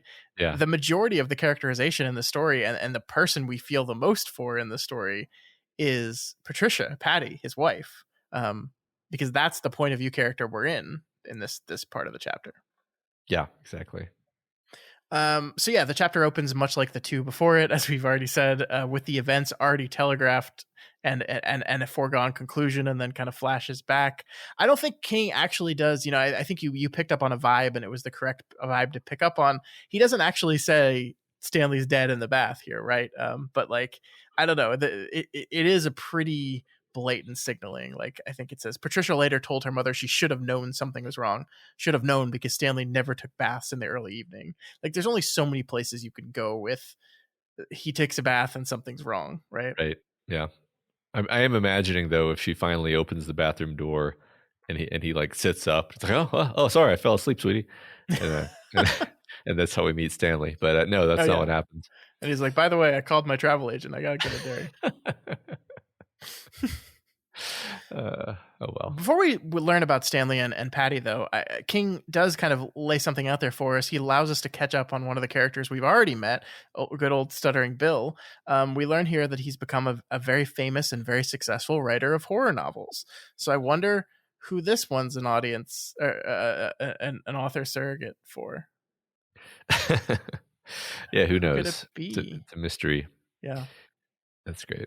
Yeah, no, I mean it's actually pretty on the nose, actually. Yeah.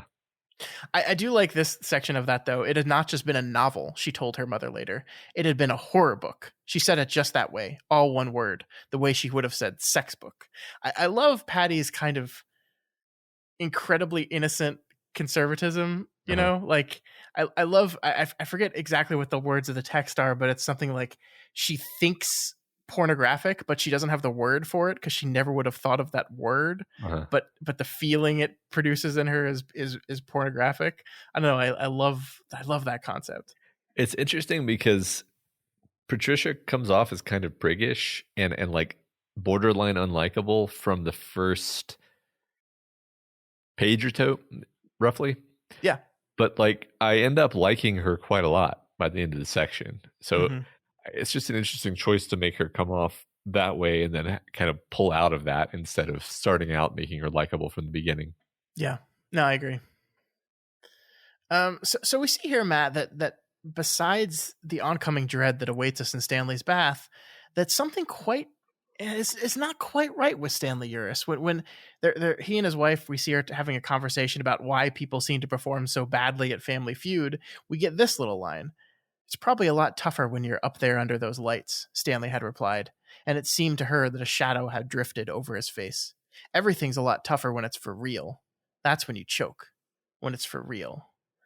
And we don't have any context of this, right? We don't know what this means, but the text is kind of drawing specific attention to this, that there's something off about Stanley. And part of it is stuff like this that he just randomly says sometimes. Yeah, exactly. I mean, I'm eager for clues here because I want to understand exactly what happened to Stanley. Because especially in context of what happens to the other characters, his reaction is to instantly kill himself the moment that he is reminded of his childhood. While the other characters, they merely have extremely unhealthy spiraling breakdowns, but they do head back to Derry, at least the other two that we've seen so far. Yeah. So what is it, what's different about Stanley that leads to this? Yeah.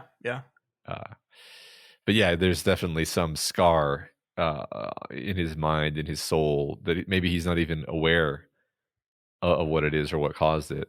In fact, I think textually he doesn't know what caused it, but he knows that there's something wrong with him. Yeah. I mean, I think it's definitely true. Like, as we'll see as the chapter continues, like we're dealing with memories of childhood, not just being things that these characters really aren't actively thinking about, but seem to have been like almost supernaturally erased from them. So, Stanley has this like underlying feeling that something's wrong, that something's off, but has no specific memories attached to it until Mike Hanlon's phone call comes in and they all come rushing back. And Yeah. yeah, his reaction to that is very different from the other two characters so far. Yeah. But Matt, I just really love. I'm glad you said this was your favorite part, because I really love this part as well. I love that King kind of takes his time. He fully fleshes out the life of Patty and Stanley Uris. We get to see that, you know, they're a successful couple. They're doing rather well financially. They're living outside Atlanta, Georgia. I love that we see that, you know, in spite of that, Patty has some own issues of herself. Like I love this paragraph where Patty's pride at her success is kind of mixed with this shame about being Jewish that was like kind of forced into her by the racism she experienced in her youth. Racism and anti-Semitism, like the repeated bit about the mermaid that King uses in repetition again to really drive home the trauma that's around this, I think is just remarkably effective and really, really interesting.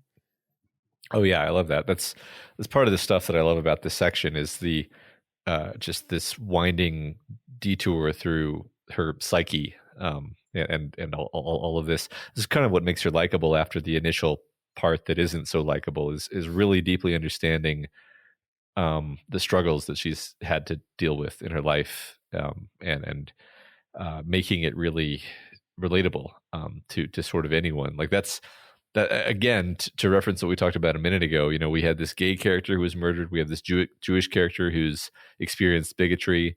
We have a character who stutters. We have a character who's overweight. We have a character who is, you know, wears glasses, which is minor unless you live around a bunch of bullies who are going to make your life miserable for any deviation, right? So like it's sort of this showcase of human beings that are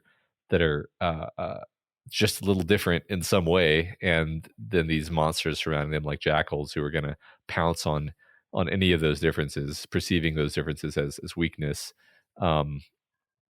That's it makes you draw all these connections to, like, between these characters, and kind of realize like they're all similar in these ways. They're all outsiders.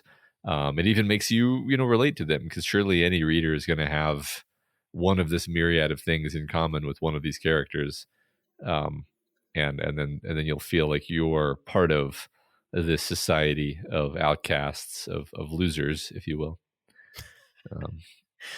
I hate when you do that, because you know already.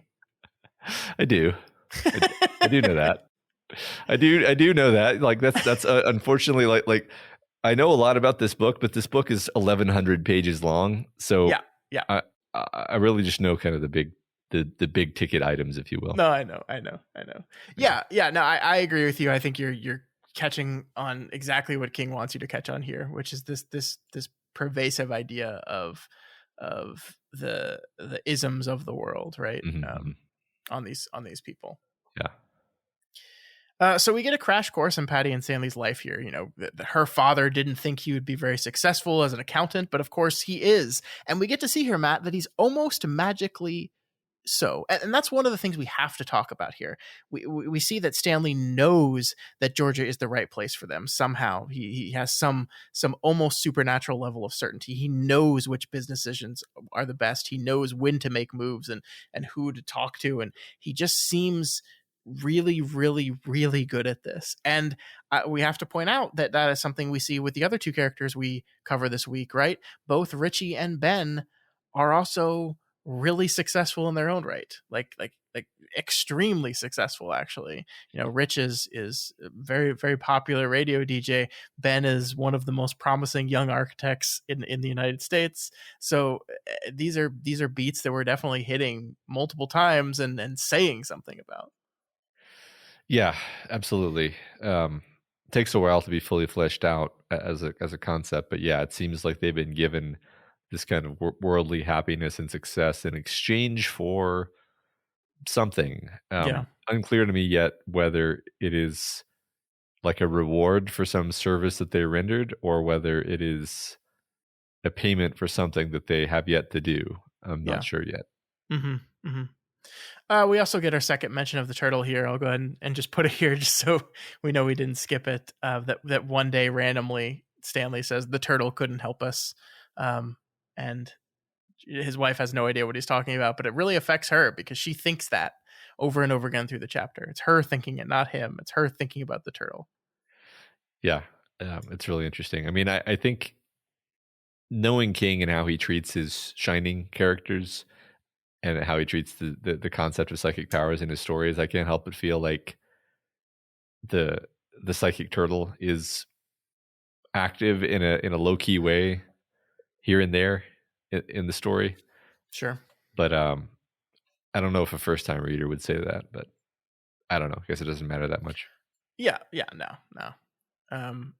Yeah, so I think the only really big thing we see that they have missing in their life is children. They both want children, but neither they can't seem to get pregnant. We learn actually that they're examined by a doctor, and both should be capable of pregnancy. But they can't. It never happens. It never happens for them, and that's again, another touch of something weird here. And I think we should say, I don't believe so far any of the three characters we met so far have children, right? Like there's no indication that Rich does.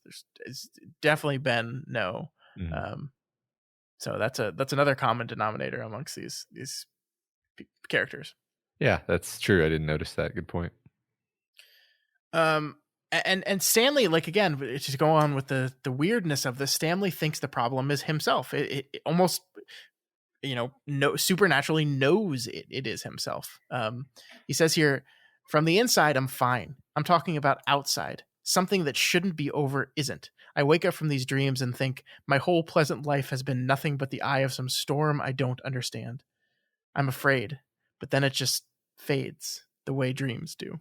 So he's saying that the lack of children is for the same reason why he's super successful in everything else. That this thing, something that isn't over, something that should be over but isn't.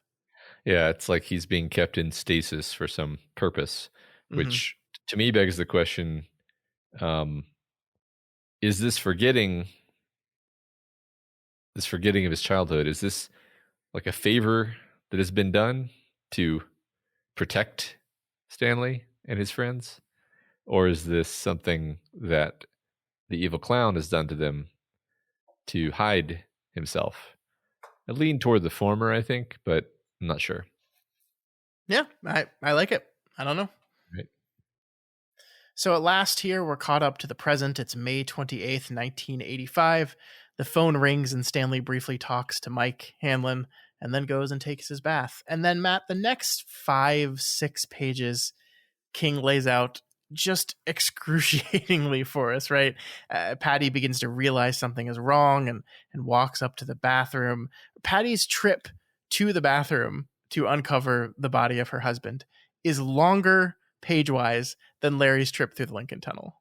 Like that is how much King really stretches this and pulls this out for us and really wants us to live in this moment of tension and uncertainty. And it builds and it builds and it builds and it builds until finally we open the door and see what we kind of already knew. Stanley in there, dead by suicide. His final message is scrawled on the wall, and all the versions of the book, Matt, have this written. I've kind of copy and pasted it here so you could see it, but it's just it written messily on the wall. Yeah, with the final line dragging down the wall, like it's described in the text. That's great. This whole sequence made me sadder than anything I've read in recent memory. Maybe Insomnia is the last time I was sadder than this. This is just terrible. Like you know, in the span of these few pages, you come to really care about these two characters. You like them. You like what they have together. Like it's not just them as individuals that you fall in love with. It's like their marriage, which just sounds really. It just seems like a really beautiful, loving marriage. Really enviable, like as perfect as marriage gets, sort of marriage. And then, bam, tragedy just swoops in. No warning, no explanation. He's dead. She's devastated. It's really sad. It's incredible. Yeah. No, I agree. I agree. It's really heartbreaking. It's wonderfully well executed. I love the writing around the fact that she at first she didn't find screams. She'd find her screams later, but right now she just stared shock and horror. There's just something really special about the writing here that really just destroys you. It really Yeah, does. I agree. So from here, we move on to our second subsection with Richard Tozier, who takes a powder, which is an expression I had never heard of before reading this book, and definitely have to re-look up every time I read this book. It just means like leave really quickly. That's what Oh, it means, Matt. okay, didn't know that. Yeah, it might be one of those older expressions that I don't think is used uh, much anymore. Yeah, probably. Yeah. So Richie's section begins after the phone call with Mike occurs, which means we still don't really get to hear what the call is about yet. But we see immediately that Richard Tozier should remind you, Matt. I'm sure it did immediately, of our old blind DJ friend Henry Layton from Black House. He's a man of 1,000 voices. We learn. Yeah, he did remind me of Henry Layton. I'm glad you pointed that out, so I didn't have to. I mean, it's a really fun archetype. It's Yeah. I like seeing him here. I mean, I know it's not literally Henry Layton, but it reminds me of Henry Layton in ways that make me happy. Yeah, yeah. I mean, you're absolutely right, except exactly wrong. It's Henry Layton that reminds you of Richard Tozier. Fair enough. Um, I mean, maybe King just loved this character as a concept so much that he's like, I'm gonna bring him back, but he's gonna be a different guy, but he's gonna be the same guy. mm-hmm. I mean, he seems different from Henry Layton in other ways. It's just the DJ voice thing so far. Yeah, the idea of using kind of voices as a way of, well, I guess we could say it like masking who you are a little bit, right? Like here at the very beginning of Rich's section, he's talking to Mike, and he's putting on a voice. He realizes he's putting on an "I'm all right" voice. It sounded great, but it was just a lie. Like all the other voices were lies. That's not someone who's like super confident in who they are. Yeah, that's a good point. So Rich says he doesn't remember much, but that he'll come back to Derry. Then he reaches out to his travel agent. Remember those, Matt? Remember when we didn't have the internet? I mean, I travel agents. I remember they existed, but I never actually had to call a travel agent. So yeah, I mean, neither did I. Yeah. But we were children. But yes, yeah, it was a thing. I remember my parents calling travel agents. Yes. So there's another part here as he performs voices for his travel agent to entertain her. He says here, now he had to go back to being himself, and that was hard. It got harder to do that every year. It was easier to be brave when you were someone else. So I think this is something we want to talk about a little bit here now that we've got a couple data points, right? We've already pointed out that these adults seem very successful in their lives, right? That they're, he's Stanley's doing really well in his business. Rich seems to be doing really well in his. We know Ben is coming still, but he's doing really well as well. But also they feel kind of lost a little bit. Like there's a melancholy here to Rich's life, and it's not like textual. I don't think he ever like says it, but you can feel it in the way the text kind of interjects with things like this. And it's like, but all the voices those were just lies. And then here, it got harder to be myself every year. And it's not just, melancholy and sadness around the fact that he's just gotten this phone call and it's going to change everything in his life. It seems to be this thing that was already pervasive there, that something is missing. Some core part of them is missing. And despite the financial success, the career success, there's something not there that should be. Yeah, right. They're successful and they're not unhappy, strictly speaking, but there is this pervasive feeling of some loss, some tragedy, something like the world is broken, the world is out of true, and they're reminded of it just often enough for it to be upsetting, but not so often that it makes them actively miserable. Yeah. I mean, you're absolutely right that they're not like day to day, like just unhappy people, but something seems wrong. Yeah. And they Yeah. seem to know that something's wrong, but they don't know enough to know what it is. Right. So as Rich calls the local motel in Derry to book a room, memories start to come flooding back in. Memories primarily of him being bullied and of something else, something darker. I love this passage here so much. He's like looking back in his mind and seeing the records, and it says they're not records, but dead bodies. You buried them deep, but now there's some kind of crazy earthquake going on, and the ground is spitting them up to the surface. You're not Rich Records Tozier down there.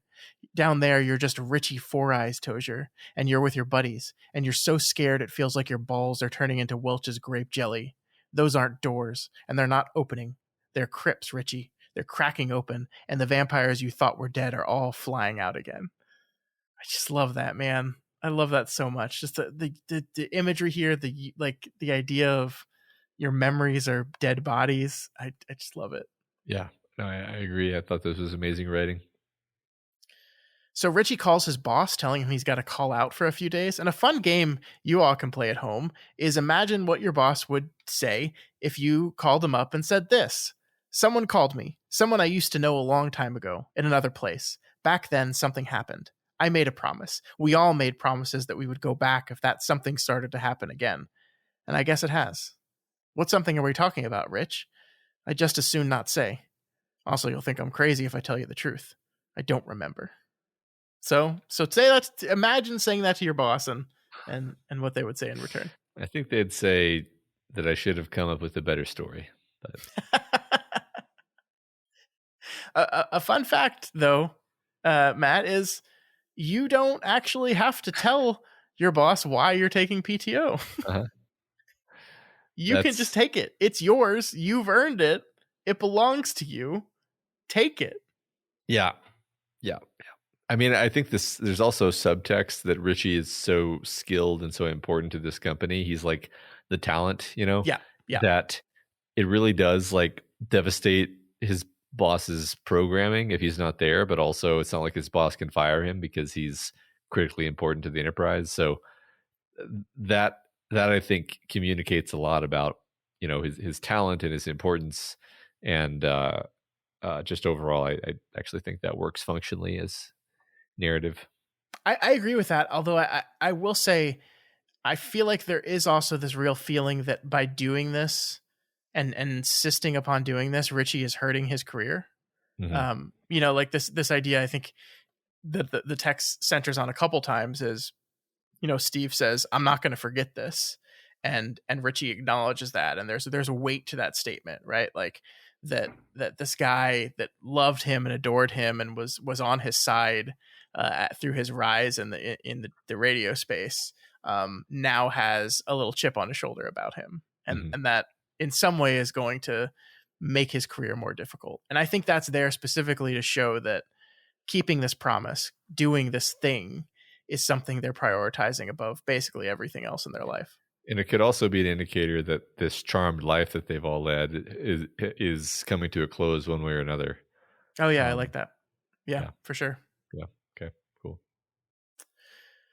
So one of my favorite bits of this chapter, though, is the idea that Richie made this promise when he was 11, and the idea that 11-year-olds don't make serious promises, at least according to Steve. And like, I don't know, man, I'm kind of with Eddie on this in that, like, I feel like promises you make when you're a kid are sometimes some of the most serious promises you could ever make. I feel like adults make promises all the time and don't keep them. I think the only thing that's going to get a 36-year-old man to like call up his boss and say, I'm not coming in and I don't know for how long, is a promise made when you were 11. Like that's the only thing, right? Yeah, totally. I totally agree. I remember being a kid and thinking like adults must have forgotten their childhoods because otherwise they would weight their childhood, promises and friendships more heavily than they obviously do. And I basically turned out to be right because I have forgotten all of the things. All I remember is that they were important. I don't remember the details of them until I read a Stephen King novel, then he reminds me. Yeah, I think that idea of, I'm so glad you mentioned that, like just saying forgotten your childhood, because That's, I mean, no, none of us forget our childhood like the characters in this novel forget their childhood, right? That is something more, is textually something more than our forgetfulness. But that is kind of, we're taking that idea and making it supernatural, right? Yeah, yeah. So Richie kind of starts to pack up. Boy clothes only, the text points out. A little fascinating thing that it throws in there without really explaining it, right? All he throws in his suitcase are clothes for young boys. There's also a little bit here, Matt, I don't know if you noticed it, where he, even without thinking about it, takes his contacts out. He said already that he's returning to Richie Four Eyes Tozier, and seeing that literally happen. Yeah. Yeah. I mean, there's a lot of stuff here that gestures at like regressing back to his childhood self. Yeah. Mm-hmm. And the memories keep flooding back in, and I want to read this part here because it gives us a lot of the names of some characters we met and some we haven't. Rich and his family had moved away from Derry in the spring of 1960, and how fast all their faces had faded. His gang, that pitiful bunch of losers with their little clubhouse and what had been known as the Barrens, funny name for an area as lush with growth as the place had been, kidding themselves that they were jungle explorers, or CBs carving out the land strip on the Pacific Atoll, while they held off the Japs, kidding themselves that they were dam builders, cowboys, spacemen on a jungle world, you name it. But whatever you name it, don't let's forget what it really was. It was hiding from the big kids, hiding from Henry Bowers and Victor Criss and Belch Huggins and the rest of them. What a bunch of losers they had been. Stan Uris, his big Jew boy nose. Bill Denbrough, who could say nothing but Hi-Yo Silver without stuttering so badly that it drove you almost dog shit. Beverly Marsh, with her bruises and cigarettes rolled into the sleeves of her blouse. Ben Hanscom, who had been so big he looked like a human version of Moby Dick. And Richie Tozier, with his thick glasses and his A averages and his wise mouth and his face which just begged to be pounded into new and exciting shapes. Was there a word for what there had been? Oh yes. There always was. Isn't that just fucking fantastic? Like, I just love this book so much. Yeah, it is. It's perfect. The rolling sort of gallop of the prose is something that I keep thinking of, where it really, at the level of construction of the prose, it's got this pulse to it. It's got this momentum and this. I mean, you just read it aloud there, and it sounds good read aloud. Yeah. You know, it seems to just unspool from this endless stream of just great stuff. And yeah, of course the images, the ideas that it paints are just incredibly vivid. Yeah. And it's not purple, right? I mean, it's short sentences. It's designed short sentences, like almost like we're almost doing this directly in Rich's head here. Like it doesn't say they were kidding themselves. It's just kidding themselves. You know, like the sentences are short, they're terse, they're like going through it. And yet still remarkably effective. Yeah, King has found this perfect sweet spot between like literary writing and writing the way people talk, because don't let's forget what it really was. It was hiding from the big kids. Like, this is not quite the way people talk, but also not quite, it doesn't strike you as like self-consciously overwrought. It's just good. It's just good. Yeah. I think it's also worth mentioning that if you count here, we're missing some people, right? We have, we know there's 6 phone calls. We have Stan. We have Rich. We have Ben. A new one here is Beverly, a character's name we haven't heard yet, but there she is. And that's, and we have Bill, right? That's 5. Yeah. So he's missing someone, and part of that could be just his memory isn't all the way back yet, and he's missing parts, but he's missing a 6th character. He also doesn't say anything about Mike, the one who's calling them. Yeah, I didn't notice that, but you're right. I'm now super interested to see what happens for the next 3 of these phone calls. We also see a lot of information about like a house on Nebold Street, about the sewers. I'm not going to spend a lot of time talking about this stuff because they're really just flashes of memory that Rich doesn't fully understand yet. But we do see that our section ends exactly where it began, with Richard throwing up. Once again, showing us King's structural conceit here is being consistent throughout this whole thing. Right, right. So our third and final section sees us with Ben Hanscom, who we now know as one of Richie Tozier's childhood friends. And as a reminder, he describes as so big he looked like the human version of Moby Dick. But that is not the Ben we see here, though. The Ben we see here is a svelte, dressed like a countryman. Like I think the bartender describes him as like from Texas. He also is one of the most promising young architects in America. We meet Ben at the Red Wheel, a small bar in a small town called Hemingford Home. You might remember that name, Matt. Some old lady lived there or something. I did remember that, and it brought in some connotations of comfort and good, honest country living, which I think is how we're supposed to think about this character. Yeah, and goodness, right? Like I think one of the things we said in the stand was that Hemingford Home was this place. I mean, I think Nebraska generally, but Hemingford Home specifically was this place of goodness, right? Yeah, Of power that the dark man could not go. Right. I think that's right. Yeah. So Ben comes to this bar every Friday and Saturday night, no matter what. Even if he's working on a project in London, he finds the way to make it to this bar at least one night a week. He'll still be there on Saturday. And the question we have to ask ourselves is this consistency is established, but why? Why? Yeah, I mean, we have no idea really. I mean, I think he's a man of habits and routines. That is clear, but like the deeper why is like, okay, but like why this specific habit and routine? Yeah. I mean, what you just said, to take it literally, it's like if this is a sort of magical sanctuary, then maybe this is a place where he feels a reprieve from, the haunting of his past that all the other characters are victim to. Yeah. So another interesting thing to point out here is that this chapter is not from Ben's perspective. This chapter is from the point of view of Ricky Lee, the owner and bartender of the Red Wheel. And so if we look at the 3 phone calls we've had so far, the first was not from Stanley's point of view, is from Patty's. And that kind of made sense, right? Because technically when we begin the chapter, Stanley is already dead. And so we can't really be in his point of view for that. Then we get Rich's point of view directly. We get to see in his head. But now we're here with Ben, and King once again chooses to step away from that, to not be able to see what the character's thinking. And that's really interesting, right? Because I remember I was reading this in preparation for the show, and I noticed this difference between Stan and Rich. And I was like, oh, I know what, this is really clever. We're not getting in the head of the one that's going to die. We're staying out of that person's head. That's an intentional choice. We're signaling that he's not really part of the story because he's departing it early. But then we move on here to Ben, and we're not in his head either. And it makes you go, huh? Yeah. Why not? Yeah, I thought that was really interesting. 2/3 of our characters are shown from the outside. Yeah.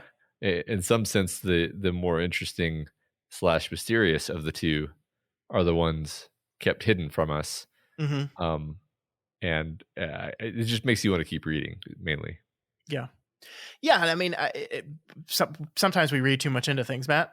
Sometimes that happens, not all the time, but sometimes. And this is one of those things where it could just be like King looked at the construction of this thing he wanted to lay out and just said, this works better if Ben is kind of a level removed from us, that we see his behavior from the perspective of a bartender who knows him really, really well and cannot understand why he's doing this and behaving this way. I agree. I mean, I think the delta between the way Ben is perceived by others and sort of how he perceives himself, or how his childhood self was perceived, is probably really huge. And that's the main idea here, is we want to emphasize like this cool cat used to be the guy who was compared to Moby Dick. So I think that's part of it. Yeah, I think you're right. I wonder though, did you ever see a possibility? Because I was thinking about this as we see, he orders an entire freaking stein of whiskey and Uh-huh. downs it. Was there ever a part of you that was like, oh, Ben's gonna kill himself like Stanley did? No, actually, weirdly. Now that you say it, it seems plausible, but no, I didn't think that. Yeah. And I wish I could remember the first time I read this book. It was too long ago. But part of me thinks that maybe by doing it from the removed perspective, King's kind of signaling the potential of that with us. Like there is that story that Ricky Lee has to himself, that other guy that came into a bar and bought drinks for everyone and then went home and hanged himself, right? Yeah. So like we're definitely drawing the potential of that line, and of course I knew that he didn't, and so in every subsequent read I've never even pondered that, but I do wonder if that's part of what King was gesturing towards here. I mean, it's interesting because I feel like maybe this is because I've read too many King books at this point, but like that style of lampshading to me is basically him saying he's not going to kill himself. This guy's worried about it, but he's not. Whereas if he was going to kill himself, King would begin the chapter by saying, they found his body, right? Like Mm-hmm. they would all, Sure. Yeah. he's in this book at least. He pretty much always tips his hand toward that kind of thing. Yeah. Yeah. It's so wonderful. I'm loving reading this with you the first time because I get to ask you questions like that, and it's great to see. No, that never even occurred to me that was a possibility. Yeah, yeah. It's funny because it seems plausible, but no, it didn't. Yeah. So, how do you feel about Ben's whiskey drinking method, Matt? Do you want to just shove some lemons up your nose and then take a swig? I think I would die. Does this actually work? I don't know. I mean, I would assume there's something to the idea of overloading your senses to. I mean, like the concept of licking salt, taking a shot of tequila, and then sucking on a lime is specifically to mask the taste and the feeling of hard liquor as it goes down. Uh-huh. So I would assume that it would do something similar if you shove a lemon up your nose. I think it would sting and hurt so much that it probably would be a worse feeling than just drinking the shot. That's But fair. I guess if you're wanting to drink an entire freaking stein of it within 3 gulps. But yeah, I mean, don't I would I mean, I guess if you maced yourself in the face, you could probably do all kinds of things that you would barely notice. So Yeah. but like at that point, it's just much worse than just the feeling of drinking liquor. Mhm. So just drink the liquor. I don't know. I'm not criticizing the scene. It's sort of an awesome scene. To watch him do this, and there is a tinge of the supernatural to it because he just Mhm. doesn't seem to get drunk at all. Yeah. So I like it. I like the execution.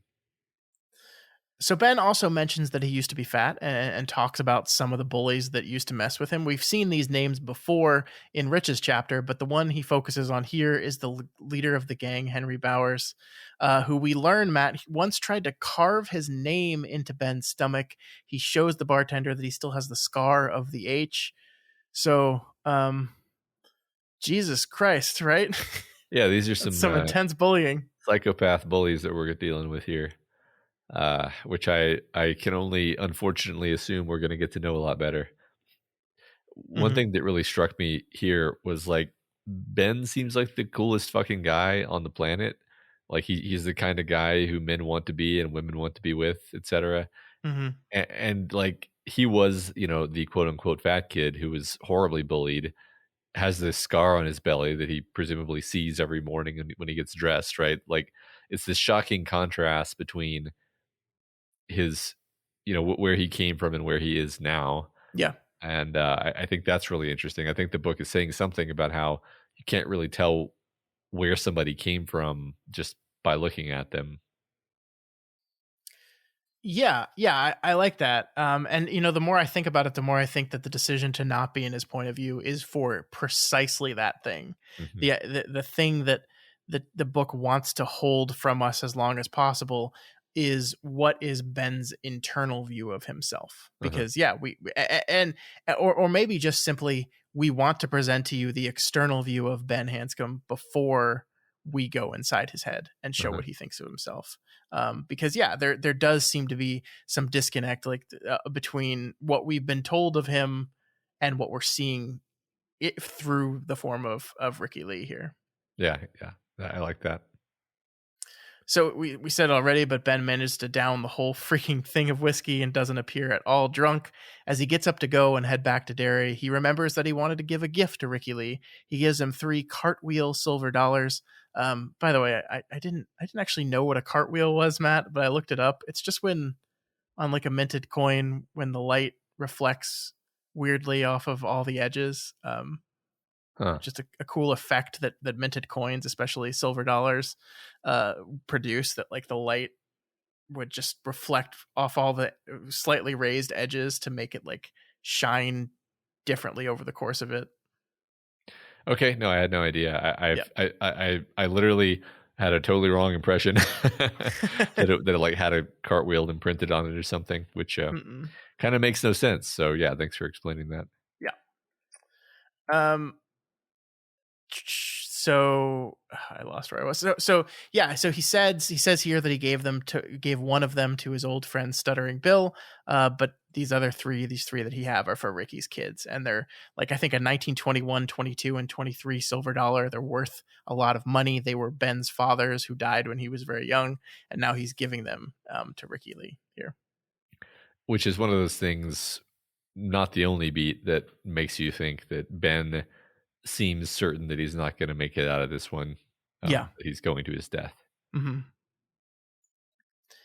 And Ben, at the end of the chapter, discusses how he realized he had forgotten everything about his childhood. And as we said, not just in the normal way that most people lose memory, forget things, but in a seemingly magical way, where he realizes that until today and Mike's phone call, the past was entirely erased. Not only did he not have any memories of it, but he just never even thought of it. He just hasn't thought about any of this stuff for years. What do you think?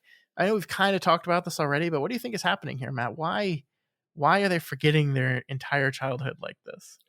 Yeah, I mean, I guess the answer I lean to is that some benevolent force has wiped away everything that happened to them when they were children, when they basically had to face the monster. And in some regards, they must have defeated the monster. Here, by the way, I'm not speaking from foreknowledge. Really, I know this must have happened just like mechanically based on the fact that they're all here and alive. And I know that the book revolves around this group of people as children and adults. So I'm like, okay, well, they must have somehow succeeded as children, somehow to some degree, but how? I don't really know what. And also, like, why erase their memories? Why not just let them keep their memories so that they could, be kind of forewarned? That's why you're hearing me ramble, because I don't really know. I don't really understand why that would be the case. Yeah, no, and I think it's okay that you don't know. This is the beginning of the book, so you're kind of supposed to not know. Yeah. So our chapter ends with this. I wanted to read this last paragraph to kind of cement one of the themes we've talked about. I'm scared almost insane by whatever else I may remember before tonight's over. But how scared I am doesn't matter, because it's going to come anyway. It's all there, like a great big bubble that's growing in my mind. But I'm going, because all I've ever gotten and all I have now is somehow due to what we did then, and you pay for what you get in this world. Maybe that's why God made us kids first and built us close to the ground, because he knows you got to fall down a lot and bleed a lot before you learn that one simple lesson. You pay for what you get. You own what you pay for. And sooner or later, whatever you own comes back home to you. Yeah. So we've been circling around this theme, but I think he lays it out beautifully here. Yep. And so Ben heads back to Derry, and our chapter ends. We've got 3 more phone calls that Mike has to make. We can reasonably assume that one of them is to Stuttering Bill. We know another character named Beverly Marsh, but our third is kind of a mystery to us. We don't know who that guy is or girl. Yeah, I am curious, very curious at this point. Yeah. Well, We will find out next week, as we will be finishing chapter 3, and also we'll be reading the first interlude of this novel. This book has interludes, Matt. I hope you're ready for them. I love interludes. All right, that is it for us this week. We do have a discussion question for you folks next week. Matt, you want to read the question? Sure. The discussion question is, we can already see that memory is an important motif in this novel. What is your favorite story dealing with memory, lost or gained, and why? So yeah, you can go crazy here. I guess you could maybe say it if you want to, but maybe don't do that, because I think a lot of the stuff that you're going to have to talk about there will be spoilers for Matt. But yeah, everyone just pick Memento. I have some thoughts currently, but I'll good say. Christopher Nolan movie. Oh God, it is maybe his best. I'm not being serious there. It is a good movie. Mostly not being serious there. Yeah, like 70%. Yeah. All right, folks, that is it for us on this episode that is supposed to be shorter because we didn't have a discussion question section, but is actually longer. I think that's going to be a theme here as we continue to walk through this incredibly long book. But as we said, we'll be back next week to finish chapter 3 and read that interlude. All right. Yeah. Remember, you can reach us via email at kingslingerspod. Try that again. All right. kingslingerspod@gmail.com, or over on Twitter at kingslingerspod, or on the subreddit at reddit.com/r/doofmedia. That's probably the best place to answer those discussion questions. You know, Matt, normally I would say I'm going to edit that for you to make you sound better, but I don't have a lot of time before I head on my vacation, so it's staying in. That's totally fair. If you are not already subscribed to Kingslingers, now is the time. It is here. It is here. We're covering it. We just spent 2 hours talking about it, and we're going to spend many more, and you don't want to miss it. Find us anywhere podcasts are available, and please subscribe. Please hit that sub button. That's right. That's right. And if you like Kingslingers and you want to support us, then please consider donating to our Patreon at patreon.com/doofmedia. And if you cannot afford to donate, that is absolutely okay. There are still tons of ways to help us out. As we said last week, this is a big book. It's a popular book, and it's a book a lot of people maybe would want to listen to two guys talk about for 75 hours. So why don't you let them know about it? Please share us with anyone you know that enjoys Stephen King, and we hope people will take a listen and try us out. Yeah. And also make sure you leave us a rating and a review. We don't have a new review to read this week, but we would like to read some more. So please send those rating and reviews in, and we will read them here on the show. Yeah, we love that. All right, folks, we will see you back here next week as we continue it. I'm so excited, Matt. I'm so excited. I love this book so much, and I've already loved talking about it with you. So let's keep it going. Let's do it. All right. I'm excited too. Long days and pleasant nights. And may you have twice the number.